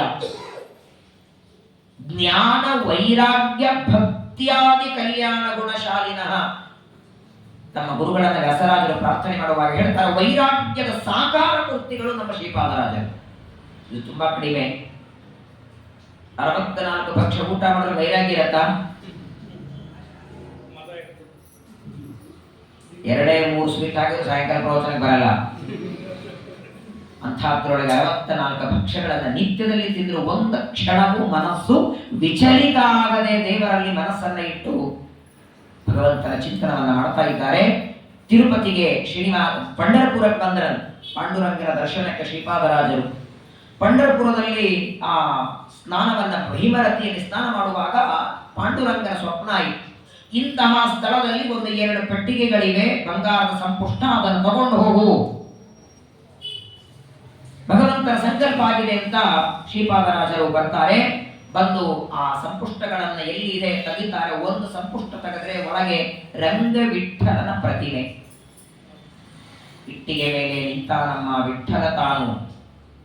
ಅವತ್ತು ಆ ಪುಂಡಲೀಕ ತಂದೆ ತಾಯಿಗಳಿಗೆ ಹಾಸಿಗೆ ಹಾಸ್ಕೊಡ್ತಿದ್ದ. ಮನೆ ಬಾಗಿಲಿಗೆ ಬಂದು ನಿಂತ, ಏನೋ ಮನೆ ಬಾಗಿಲಿಗೆ ಬಂದಿದ್ದೇನೆ, ಒಂದು ಆಸನ ಕೊಡಲ್ಲ ಅಂತ ಕೇಳಿದ್ರೆ ಇಟ್ಟಿಗೆ ಒಗದಂತೆ, ಹಾಸಿಗೆ ಹಾಸ್ಕೊಡ್ತಿದ್ದೇನೆ, ಬರೋವರೆಗೆ ನಿಲ್ಲು ಅಂತ. ನಿಮ್ಮನೆಗೆ ಯಾರು ಬಂದಾಗ ನೀವು ಒಂದು ಇಟ್ಟಿಗೆ ಕೊಟ್ಟು ನೋಡ್ರಿ ನಾಳೆ. ತಿರುಗಿ ಚೆನ್ನಾಗಿ ಕುರ್ಚಿ ಕೊಟ್ಟರೆ ಮಂಗಳಾರತಿ ಮಾಡಿ ಹೋಗೋರು ಇದ್ದಾರೆ. ಅವತ್ತು ಇಟ್ಟಿಗೆ ಕೊಟ್ಟು ಅವತ್ತಿನಿಂದ ಇವತ್ತಿನವರೆಗೆ ನಿಂತಿದ್ದಾನೆ ಸ್ವಾಮಿ. ಹಾಗಾಗಿ ಆ ರಂಗವಿಠಲನ ಪ್ರತಿಮೆ ಯಾವತ್ತು ಶ್ರೀಪಾದರಾಜರಿಗೆ ದೊರೆತೋ ಅವತ್ತಿನಿಂದ ತಾವು ಬರೆಯುವ ಎಲ್ಲಾ ಕೃತಿಗಳಿಗೆ ರಂಗವಿಠಲ ಅನ್ನುವ ಅಂಕಿತವನ್ನ ಹಾಕಿ ಮಾಡ್ತಾರೆ. ಒಂದು ಸಂಪುಷ್ಟ ಮಾತ್ರ ತೆಗಿತಾರೆ. ರಂಗವಿಠಲ ಪ್ರತಿಮೆ ಬಂತು, ಇನ್ನೊಂದು ಸಂಪುಷ್ಟ ತೆಗಿಲಿಕ್ಕೆ ಆಗ್ಲೇ ಇಲ್ಲ. ಇಟ್ಬಿಟ್ಟು ಹಾಗೆ ಸಂಪುಷ್ಟ ಪೂಜೆ ಅಂತ ಇರತ್ತಲ್ಲ, ಸಂಪುಷ್ಟದಲ್ಲಿದ್ದ ದೇವರ ಪೂಜೆ ಒಂದು, ಸಂಪುಷ್ಟ ಪೂಜೆ ಮುಂದೆ ಆ ಸಂಪುಷ್ಟವನ್ನ ಶಿಷ್ಯರಾದ ವ್ಯಾಸರಾಜರು ಅದನ್ನ ತೆಗಿತಾರೆ. ಅಲ್ಲಿ ವೇಣುಗೋಪಾಲ ದೇವರ ಪ್ರತ್ಯಕ್ಷವಾಗಿ ಅವರಿಗೆ ದರ್ಶನ ಕೊಡ್ತಾರೆ. ಈ ಭಗವಂತನ ಕಾರುಣ್ಯ ನೋಡಿ. ಯಾರಿಂದ ದೇವರು ಪೂಜೆ ತಗೊಳ್ಬೇಕು ಅಂತ ದೇವರೇ ನಿರ್ಧಾರ ಮಾಡ್ತಾನೆ. ಏನ್ ನಾವು ಹಾರಾಡಿದ್ರು, ಬೇಕಾದಷ್ಟು ಮನೆ ಇರಲಿ, ಬೇಕಾದಷ್ಟು ಮನೆಯಲ್ಲಿ ಬೋರ್ವೆಲ್ ಇರಲಿ, ಬಾವಿ ಇರಲಿ, ನಮ್ಮಿಂದ ದೇವರು ಪೂಜೆ ತಗೊಳ್ಬೇಕು ಅಂತ ಇಚ್ಛೆ ಪಟ್ರೆ ಸಾಧ್ಯ. ಇಲ್ಲ ಅಂದ್ರೆ ಎಷ್ಟು ದೂರ ಎತ್ತು ಒಗಿತಾ ನಮ್ಮನ್ನ ದೇವರು. ಬೇಕಾದಷ್ಟು ಮನೆ ತುಂಬ ಅಂಗಳದಲ್ಲಿ ನೂರಾರು ಹೂಗಳನ್ನು ತುಳಸಿಯನ್ನು ಹಾಕಿ ಆ ತುಳಸಿ ಅರ್ಚನೆ ನಮ್ಮಿಂದ ಮಾಡಿಸ್ಕೊಳ್ಬೇಕು ಅಂತಿದ್ರೆ ಎರಡು ಏರಿಸ್ತೇವೆ, ಇಲ್ಲ ಅಂದ್ರೆ ಅಲ್ಲೇ ಬೆಳೆದು ಕೊಳ್ತು ಹೋಗುತ್ತೆ ಹೊರತು ದೇವರ ಪಾದಕ್ಕೆ ಹೋಗಲ್ಲ. ಇದು ಸತ್ಯಮ. ನಾವು ಪ್ರವಚನಕ್ಕೆ ಹೋಗಲಿ, ಪಾಠಕ್ಕೆ ಹೋಗಲಿ, ತಪಸ್ಸು, ತೀರ್ಥಯಾತ್ರೆ ಏನೇ ಮಾಡಿದರೂ ಇದನ್ನ ಈ ವ್ಯಕ್ತಿ ಮಾಡಲಿ ಅಂತ ದೇವರ ಇಚ್ಛೆ ಪಡಬೇಕು. ಅಂತಹ ಭಗವಂತನ ವಿಶೇಷವಾದ ಅನುಗ್ರಹವನ್ನು ಪಡೆದು ಅನಂತರ ತಿರುಪತಿಗೆ ಶ್ರೀನಿವಾಸನ ದರ್ಶನಕ್ಕೆ ಬರ್ತಾರೆ. ಪರಮಾತ್ಮನ ದರ್ಶನವನ್ನ ಮಾಡಿ ತಿರುಗಿ ಬರುವಾಗ ಶ್ರೀಪಾದರಾಜರಿಗೆ ನರಸಿಂಹ ತೀರ್ಥದ ಮುಳಬಾಗಿಲ ಕ್ಷೇತ್ರ ಪರಿಚಯವಾಗಿ ಅಲ್ಲಿ ವಿಶೇಷವಾಗಿ ಅಕ್ಷೋಭ್ಯ ತೀರ್ಥರು ಪ್ರತಿಷ್ಠಾಪನೆ ಮಾಡಿದಂತಹ ಮುಖ್ಯ ಪ್ರಾಣದೇವರಿದ್ದಾರೆ. ಅಲ್ಲಿ ತಮ್ಮ ವಿಶೇಷವಾದ ಕಾಲವನ್ನು ಕಳೀತಾ ಅಲ್ಲೇನೆ ವ್ಯಾಸರಾಜರಿಗೆ ದಿವ್ಯವಾದ ಗ್ರಂಥಗಳನ್ನು ಪಾಠ ಹೇಳ್ತಾರೆ. ವ್ಯಾಸರಾಜರ ಚರಿತ್ರೆಯಲ್ಲಿ ಕೇಳ್ತೀವಿ, ವ್ಯಾಸರಾಜರು ಕಂಚಿಗೆ ಬಂದಿದ್ರು, ಕಾಶಿಗೆ. ಆ ಕಾಶಿಯೊಳಗೆ ಪಕ್ಷಧರ ಮಿಶ್ರ ಅಂತ ದೊಡ್ಡ ಪಂಡಿತ, ಅವನ ಜೊತೆಗೆ ವಾಕ್ಯಾರ್ಥ ಆಗತ್ತೆ ವ್ಯಾಸರಾಜರಿಗೆ. ಆ ವಾಕ್ಯಾರ್ಥದಲ್ಲಿ ಗೆದ್ದ ಮೇಲೆ ಪಕ್ಷಧರ ಮಿಶ್ರ ಕೇಳ್ತಾರೆ, ನಿಮ್ಮಲ್ಲ ನಿಮ್ಗೆ ಪಾಠ ಹೇಳಿದವರು ಯಾರು ಅಂತ ಕೇಳೋದು. ನಿಮ್ಮ ಪಾಂಡಿತ್ಯ ಹೀಗಿದೆ ಅಂದ್ರೆ ನಿಮ್ಮ ಗುರುಗಳು ಯಾರು ಅಂದಾಗ ಮುಳುಬಾಗಿಲಲ್ಲಿ ಇದ್ದಾರೆ ನಮ್ಮ ಗುರುಗಳು ಅಂತ ಶ್ರೀಪಾದರಾಜರನ್ನ ತಿಳಿಸ್ಕೊಡ್ತಾರೆ. ಮುಕುಟ ಬಾಗಿಲು, ಶ್ರೀನಿವಾಸನ ಮುಕುಟಕ್ಕೆ ಅದು ಬಾಗಿಲು, ಅದೀಗದು ಮುಳಬಾಗಿಲು ಅಂತಾಗಿದೆ. ಮೂಲ ಬಾಗಿಲು, ಆ ಬಾಗಿಲಿನಿಂದಲೇ ಭಗವಂತನ ದರ್ಶನಕ್ಕೆ ಹೋಗಬೇಕು. ಅಲ್ಲಿ ಶ್ರೀಪಾದರಾಜರು ಮುಳಬಾಗಿಲಕ್ಕೆ ಬರ್ತಾರೆ. ಕೆಲವು ದಿನಗಳಾದ ಮೇಲೆ ಕಾಶಿ ಯಾತ್ರೆ ಮಾಡಬೇಕು ಅಂತ ಕಾಶಿಗೆ ಬಂದು ಕಾಶಿಯಲ್ಲಿ ವಿದ್ವಾಂಸರ ಜೊತೆಗೆ ವಾದ ಹಾಕಿ ಅನೇಕ ಕ್ರೋಢಪತ್ರ ಅಂತ ಇದ್ದ ಹಿಂದೆಲ್ಲ, ಇವಾಗಿನವರಿಗೆ ಗೊತ್ತೂ ಆಗಲ್ಲ, ತರ್ಕಶಾಸ್ತ್ರದಲ್ಲಿ ದೊಡ್ಡ ಪಾಂಡಿತ್ಯ. ಆ ಕ್ರೋಢಪತ್ರಗಳ ಜೊತೆಗೆ ವಾಕ್ಯಾರ್ಥವನ್ನ ಮಾಡಿ ಗಂಗಾ ನದಿಯಲ್ಲಿ ಸ್ನಾನವನ್ನ ಮುಗಿಸ್ಕೊಂಡು ಕಾಶಿ ಯಾತ್ರೆ ಮಾಡಿಕೊಂಡು ಬಂದ್ರಂತೆ. ಕಾಶಿ ಯಾತ್ರೆ ಮಾಡಿಕೊಂಡು ಶ್ರೀಪಾದರಾಜ ಮುಳುಬಾಗಿಲಕ್ಕೆ ಬಂದ್ರೆ ಅಲ್ಲಿದ್ದವರಿಗೆಲ್ಲ ಒಂದು ಮನಸ್ಸಲ್ಲಿ ಒಂದು ಸಂತೋಷ, ಒಂದು ದುಃಖ. ಸ್ವಾಮಿಗಳು ಕಾಶಿ ಯಾತ್ರೆ ಮಾಡ್ಕೊಂಡು ಬಂದ್ರು ಅಂತ ಗುರುಗಳ ನಮ್ಮ ಎದುರಿಗಿದ್ದಾರೆ, ನೋಡ್ತಿದ್ದೇವೆ ಅಂತ ಸಂತೋಷ. ಅವ್ರ ಜೊತೆ ಗಂಗಾ ಸ್ನಾನ ಮಾಡಲಿಲ್ಲ ಅಂತ ದುಃಖ. ಶ್ರೀಪಾದರಾಜ ಜೊತೆಗೆ ನಮಗೆ ಗಂಗಾ ಸ್ನಾನ ಆಗಲಿಲ್ಲ ಅಂತ ಎಲ್ಲರೂ ದುಃಖ ಪಡ್ತಾ ಇರಬೇಕಾದ್ರೆ ಶ್ರೀಪಾದರಾಜರು ಅಂತಾರೆ, ಯಾಕೆ ಚಿಂತೆ ಮಾಡ್ತೀರಿ, ನಾಳೆ ದಿನ ಬೆಳಗ್ಗೆ ಎಲ್ಲರೂ ಇಲ್ಲಿ ಬನ್ನಿ ಅಂತ ಕರೆದ. ನರಸಿಂಹ ತೀರ್ಥಕ್ಕೆ ಬನ್ನಿ ಅಂತ ಪ್ರಾತಃ ಕಾಲದಲ್ಲಿ ತಾವು ಭಗವಂತನಿಗೆ ಪ್ರಾರ್ಥನೆಯನ್ನ ಮಾಡಿ ಅನಂತ ಗುಣ ಪರಿಪೂರ್ಣನಾದ ಭಗವಂತನ ಪಾದದಿಂದ ಉದ್ಭವಿಸಿದ ಗಂಗೆಯನ್ನ ಪ್ರಾರ್ಥನೆ ಮಾಡಿದರೆ ಆ ನರಸಿಂಹ ತೀರ್ಥದಲ್ಲಿ ಗಂಗೆ ಉದ್ಭವಿಸಿ ಬಂದಂತೆ ಶ್ರೀಪಾದರಾಜರ ಭಕ್ತಿಗೆ ಮೆಚ್ಚಿ ಎಲ್ಲರಿಗೂ ಅಲ್ಲಿ ಸ್ನಾನವನ್ನ ಮಾಡಿಸಿ ಗಂಗಾ ಸ್ನಾನದ ಫಲವನ್ನ ಶ್ರೀಪಾದರಾಜರು ಕೊಡ್ತಾರೆ. ಆ ಚಂದ್ರಗಿರಿಯ ನರಸಿಂಹರಾಯಕನಿಗೆ ಬಂದಂತಹ ದೊಡ್ಡ ಆಪತ್ತನ್ನ ಪರಿಹಾರ ಮಾಡ್ತಾರೆ. ಆಗೇನಾಗಿತ್ತು ಅಂದ್ರೆ ತಿರುಪತಿಯಲ್ಲಿ ಶ್ರೀನಿವಾಸನ ಅರ್ಚಕರಿಗೆಲ್ಲ ಒಂದೊಂಥರ ಅಹಂಕಾರ. ಶ್ರೀನಿವಾಸನಿಗೆ ಇರುವ ಎಲ್ಲಾ ವಸ್ತುಗಳನ್ನ ಇವರು ಬಳಸ್ಕೊತಿದ್ರು. ದೇವರ ಆ ಶ್ರೀನಿವಾಸನ ಉತ್ಸವ ಪಲ್ಲಕ್ಕಿಯ ತಮ್ಮ ಮನೆ ಮಕ್ಕಳ ಮದುವೆಗೆಲ್ಲ ಬಳಸೋರು. ಇದು ಗೊತ್ತಾಗಿ ಆ ನರಸಿಂಹರಾಜ ಎಲ್ಲ ಅರ್ಚಕರ ವಂಶವನ್ನೇ ನಾಶ ಮಾಡಿಬಿಡ್ತ. ಆಗಲೇ ವ್ಯಾಸರಾಜರು 12 ವರ್ಷಗಳವರೆಗೆ ಅರ್ಚಕರು ಯಾರೂ ಇಲ್ಲ ಅಂತ ಶ್ರೀನಿವಾಸನ ಪೂಜೆಯನ್ನ ಕೈಂಕರ್ಯವನ್ನ ಮಾಡ್ತಾರೆ. ಆದರೆ ಆ ನರಸಿಂಹನಾಯಕನಿಗೆ ಎಲ್ಲರನ್ನ ಕೊಂದದ್ದಕ್ಕೆ ದೊಡ್ಡದಾದಂತಹ ಬ್ರಹ್ಮಹತ್ಯೆ ಬಂತು. ಮಹಾ ದೊಡ್ಡ ರಾಕ್ಷಸಿ ಬ್ರಹ್ಮಹತ್ಯೆ ಬಂದಾಗ ಎಲ್ಲಿ ಹೋಗ್ಬೇಕು ಅಂತ ಗೊತ್ತಾಗ್ಲಿಲ್ಲ.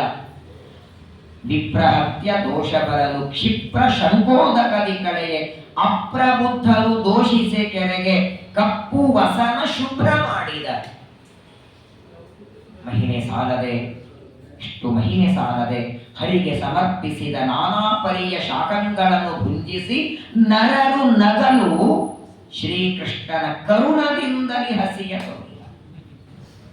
ಏನಪ್ಪಾ ಇಷ್ಟೆಲ್ಲ ಊಟ ಮಾಡ್ತಾರೆ ವ್ಯತಿಗಳ ಅಂತ ನರರೆಲ್ಲ ನಗುತ್ತಿದ್ರು ಕೂಡ ಭಗವಂತನ ವಿಶೇಷವಾದ ಪ್ರಸಾದವನ್ನು ಸ್ವೀಕಾರ ಮಾಡಿ ಶ್ರೀಪಾದರಾಜರು ಅನೇಕ ಗ್ರಂಥಗಳನ್ನು ಬರೆದಿದ್ದಾರೆ. ಅವರ ಗ್ರಂಥದಲ್ಲಿ ಸಂಸ್ಕೃತದಲ್ಲಿ ಅದ್ಭುತವಾದದ್ದು ಟೀಕಾಕೃತ್ಪಾದರ ಶ್ರೀಮನ್ಯಾಯ ಸುಧಾ ಗ್ರಂಥಕ್ಕೆ ವಾಗ್ವಜ್ರ ಅದ್ಭುತ ಹೆಸರೇ ಇದೆ. ಇಂದ್ರದೇವರ ವಜ್ರಾಯುಧ ಹೇಗೂ ಹಾಗೆ ಶ್ರೀಪಾದರಾಜರ ವಾಗ್ವಜ್ರ. ಟೀಕಾಕೃತ್ಪಾದರ ಗ್ರಂಥಗಳಿಗೆ ಅನೇಕ ವ್ಯಾಖ್ಯಾನವನ್ನು ಬರೆದಿದ್ದಾರೆ. ಎಲ್ಲ ಮಾನವರಿಗೆ ಅತ್ಯಲ್ಪ ಮತಿಗಳಿಗೂ ಅರ್ಥವಾಗುವ ರೀತಿಯಲ್ಲಿ ಶ್ರೀಪಾದರಾಜರು ಮಧ್ವನಾಮವನ್ನ ರಚನೆ ಮಾಡಿಕೊಟ್ಟಿದ್ದಾರೆ. ನೀವೆಲ್ಲರೂ ಪ್ರತಿನಿತ್ಯದಲ್ಲಿ ಪಠನೆ ಮಾಡ್ತಾ ಇದ್ದೀರಿ. ಇವತ್ತು ಪಾರಾಯಣ ಮಾಡಿದ್ದೀರಿ. ವಿಶೇಷವಾಗಿ ಇದೇ ನೋಡಿ ನಿಜವಾದ ಆರಾಧನೆ. ಯಾವ ಗುರುಗಳ ಆರಾಧನೆಯನ್ನ ಮಾಡ್ತೇವೆ ಆ ಗುರುಗಳು ಬರೆದಂತಹ ಒಂದೆರಡು ಮಾತು ತಿಳಿದರೇನೆ ಆರಾಧನೆ. ಶ್ರೀಪಾದರಾಜರು ಮಧ್ವನಾಮದಲ್ಲಿ ಹನುಮ ಭೀಮ ಮಧ್ವ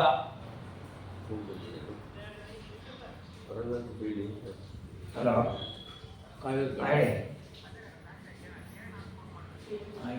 ಆಯ್ತು ಹೊರಡ್ತೀನಿ. ಆಯ್ತು ಆಯ್ತು ಆಯ್ತು ಆಯ್ತು ಸರಿ.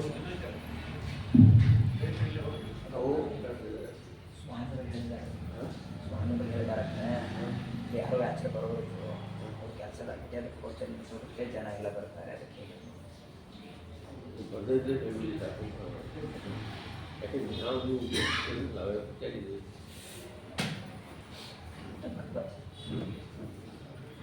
ಶ್ರೀಪಾದರಾಜರು ಮಧ್ವನಾಮವನ್ನು ರಚನೆ ಮಾಡ್ತಾರೆ. ಹನುಮ ಭೀಮ ಮಧ್ವ 3 ಅವತಾರಗಳ ಕಥೆಯನ್ನು ವಿಸ್ತಾರವಾಗಿ ಹೇಳ್ತಾರೆ. ಉಪನಿಷತ್ತಿನಲ್ಲಿ ಬರುವ ಅನೇಕ ವಿಚಾರಗಳನ್ನ ಇದರಲ್ಲಿ ತಿಳಿಸಿಕೊಟ್ಟಿದ್ದಾರೆ. ಪರಮಾತ್ಮ ವಾಯುದೇವರಿಗೆ ಎಷ್ಟು ಅನುಗ್ರಹವನ್ನ ಮಾಡಿ ಭೂಮಿಗೆ ಕಳಿಸಿದ್ದಾನೆ. ಜೀವೋತ್ತಮರು ಜಗದ್ಗುರುಗಳು ವಿಶೇಷವಾಗಿ ಪ್ರತಿನಿತ್ಯದಲ್ಲಿ 621 ಜಪವನ್ನ ಮಾಡುವ 632 1302 ಜಪಗಳ 3 ವಿಧ ಜೀವರೊಳಗೆ ಅಬ್ಜಜ ಕಲ್ಪ ಪರ್ಯಂತ ಮಾಡುವ ಮುಖ್ಯ ಪ್ರಾಣದೇವರ ಮಹಿಮೆಯನ್ನ ಬಹಳ ಸುಂದರವಾಗಿ ಅವನವನು ದೇಹದೊಳಗಿರಲು ಹರಿ ನೆಲೆಸಿಹನು, ಅವನು ತೊಲಗೆ ಶ್ರೀ ಹರಿ ತೊಲಗುವ, ಅವನು ದೇಹದೊಳಗೆ ಹೊರಗೆ ಯಮನಿಯಾಮಕನು ವಾಯು ನಿಮ್ಮ ಕುರುಗುರು. ಪರಮಾತ್ಮ ಎಷ್ಟು ಅನುಗ್ರಹವನ್ನ ಮಾಡ್ತಾನಂದ್ರೆ, ಕಣ್ಣಿಲ್ಲ ಅಂದ್ರೆ ಕುರುಡ ಅಂತಾರೆ, ಕಿವಿ ಇಲ್ಲ ಅಂದ್ರೆ ಕಿವುಡ ಅಂತಾರೆ, ಕಾಲಿಲ್ಲ ಅಂದ್ರೆ ಕುಂಟ ಅಂತಾರೆ, ಕೈ ಇಲ್ಲ ಅಂದ್ರೆ ಚಮಚ ಅಂತಾರೆ. ಆದರೆ ಪರಮೋಖ್ಯ ಪ್ರಾಣ ತೊಲಗದ ಆ ದೇಹವನ್ನು ಅರಿತು ಹೆಣ ಎಂದು ಪೇಳುವರು ಬುಧ ಜನರು. ಅದನ್ನು ಹೆಣ ಅಂತ ಕರೆಯೋದು ಮಾತ್ರ ಮುಖ್ಯ ಪ್ರಾಣದೇವರು ಶರೀರದಿಂದ ತೊಲಗಿದಾಗ ಅಂತಹ ಜೀವೋತ್ತಮರಾದ ವಾಯುದೇವರ ವಿಶೇಷವಾದ ಮಹಿಮೆಯಿಂದ ಒಳಗೊಂಡಂತಹ ದಿವ್ಯವಾದ ಚರಿತ್ರೆಯನ್ನ ಮಧ್ವನಾಮವನ್ನು ರಚನೆ ಮಾಡಿದ್ದಾರೆ. ಸಂಸ್ಕೃತ ಕನ್ನಡ 2 ಭಾಷೆಗಳಲ್ಲಿ ಗ್ರಂಥಗಳನ್ನು ರಚನೆ ಮಾಡಿಕೊಟ್ಟಂತಹ ಮಹಿಮೆ ಶ್ರೀಪಾದರಾಜರದು. ಅಂತಹ ಜ್ಞಾನಿಗಳು ತಪಸ್ವಿಗಳು ಅವತಾರ ಮಾಡಿ ಎಲ್ಲ ಸಜ್ಜನರ ಉದ್ಧಾರವನ್ನ ಮಾಡಿ ದೇವಲೋಕದ ಧ್ರುವರಾಜರು ಪರಮಾತ್ಮನ ಆಜ್ಞೆಯಂತೆ ಭೂಮಿಗೆ ಬಂದು ವಿಶೇಷವಾಗಿ ಗ್ರಂಥಗಳನ್ನು ಬರೆದು ತಾವು ಬರೆದು ತಮ್ಮ ಶಿಷ್ಯರಾದ ವ್ಯಾಸರಾಜರಿಗೆ ಪಾಠವನ್ನ ಹೇಳಿ ನಂತರ ಹಯಗ್ರೀವ ತೀರ್ಥರು ಅಂತ ತಮ್ಮ ಉತ್ತರಾಧಿಕಾರಿಗೆ ಸನ್ಯಾಸವನ್ನ ಕೊಟ್ಟು ಈ ಜ್ಯೇಷ್ಠ ಶುದ್ಧ ಚತುರ್ದಶಿ ನರಸಿಂಹದೇವರ ಪರಮ ಪವಿತ್ರವಾದಂತಹ ಸನ್ನಿಧಾನ ಅಕ್ಷೋಭ್ಯ ತೀರ್ಥರು ಪ್ರತಿಷ್ಠಾಪನೆ ಮಾಡಿದ ಮುಖ್ಯ ಪ್ರಾಣದೇವರ ಸನ್ನಿಧಾನ ಮುಳುಬಾಗಿಲಿನಲ್ಲಿ ವೃಂದಾವನ ಪ್ರವೇಶವನ್ನು ಮಾಡುತ್ತಾರೆ. ಪ್ರಾಯ ನಮ್ಮ ಮಾಧ್ವಯತಿಗಳಲ್ಲೇನೆ ಅತ್ಯಂತ ಬೃಹತ್ತಾದ ವೃಂದಾವನ ಅಂದ್ರೆ ಸುಮಾರು 3-4-5 ಕೊಡ ನೀರು ಬೇಕು ಇಡೀ ವೃಂದಾವನ ತೋಡ ಅಭಿಷೇಕ ಮಾಡಲಿ. ಒಂದು ರಘುತ್ತಮ ತೀರ್ಥರ ತಿರುಕೋರಲ್ಲಿ ನೋಡ್ತೇವೆ, ಅಷ್ಟು ಬೃಹತ್ತಾದ ದೊಡ್ಡದಾದ ವೃಂದಾವನವನ್ನ ಮಾಡಿ ಸನ್ನಿಹಿತರಾಗಿದ್ದಾರೆ. ಅಂತಹ ಶ್ರೀಪಾದರಾಜರನ್ನ ಇವತ್ತಿನ ಆರಾಧನೆ ಪರ್ವಕಾಲದಲ್ಲಿ ಪ್ರಾರ್ಥನೆಯನ್ನ ಮಾಡ್ತಾ ಅವರು ತಾವು ದೇವರ ಅನುಗ್ರಹವನ್ನ ಪಡೆದಿದ್ದಾರೆ. ಹಾಗೆ ಅವರ ಭಜನೆ ಮಾಡುವ ಅವರ ಏನು ಬೇಡ, ನಮ ಶ್ರೀಪಾದ ರಾಜ ಎಷ್ಟು ಹೇಳಿದ್ರು ಸಾಕು. ಶ್ರೀಪಾದ ರಾಜ ಅಂತ ಅವರ ನಾಮಸ್ಮರಣೆ ಮಾಡಿದರೂ ಅನಂತ ಅನಂತ ಜನ್ಮಗಳ ಪಾಪವನ್ನ ಭಸ್ಮ ಮಾಡ್ತಾರೆ. ಅಂತಹ ಶ್ರೀಪಾದರಾಜರು ನಮಗೆ ನಿಮಗೆ ಜ್ಞಾನ ಭಕ್ತಿ ವೈರಾಗ್ಯ ಆಯುಷ್ಯ ಆರೋಗ್ಯ ಮೇಲೆ ನಿರಂತರದಲ್ಲಿ ಭಾಗವತಾದಿ ಗ್ರಂಥಗಳನ್ನ ಶ್ರವಣ ಮಾಡುವ ಭಾಗ್ಯವನ್ನ ಕರುಣಿಸಿಕೊಳ್ಳಿ ಅಂತ ಶ್ರೀಪಾದರಾಜರ ಪಾದಗಳಲ್ಲಿ ಪ್ರಾರ್ಥನೆಯನ್ನ ಮಾಡ್ತಾ ಮತ್ತೆ ಸಾಯಂಕಾಲ ಇವತ್ತು ನಾಳೆ ಭಾಗವತ 8ನೇ ಸ್ಕಂದದ ಪ್ರವಚನ, ನಾಳೆಗೆ ಅದರ ಮಂಗಳ ಇದೆ. ಇವತ್ತು ಪ್ರಹ್ಲಾದ ಧನ್ವಂತರಿ ಅವತಾರದ ಕಥೆ ಹಾಗೂ ಪರಮಾತ್ಮ ವಾಮನ ರೂಪದಿಂದ ಅವತಾರ ಮಾಡಿದ ಕಥೆ, ನಾಳೆಗೆ ಬಲಿಚಕ್ರವರ್ತಿಯ ಕಥೆ ಅವಶ್ಯವಾಗಿ ಶ್ರವಣ ಮಾಡಿ ಶ್ರೀಪಾದರಾಜರಲ್ಲಿ ಅಂತರ್ಯಾಮಿಯಾದ ಗೋಪೀನಾಥ ಪರಮಾತ್ಮ ಎಲ್ಲರಿಗೂ ವಿಶೇಷವಾದ ಜ್ಞಾನ ಭಕ್ತಿಯನ್ನು ಕೊಡಲಿ ಅಂತ ಪ್ರಾರ್ಥನೆಯನ್ನು ಮಾಡ್ತೇನೆ. ಭಾರತೀಯ ರಮಣ ಮುಖ್ಯ ಪ್ರಾಣಾಂತರ್ಗತ ಶ್ರೀಕೃಷ್ಣಾರ್ಪಣಮಸ್ತು. ಹರಯೇ ನಮೋ ಹರಯೇ ನಮೋ ಹರಯೇ ನಮಃ.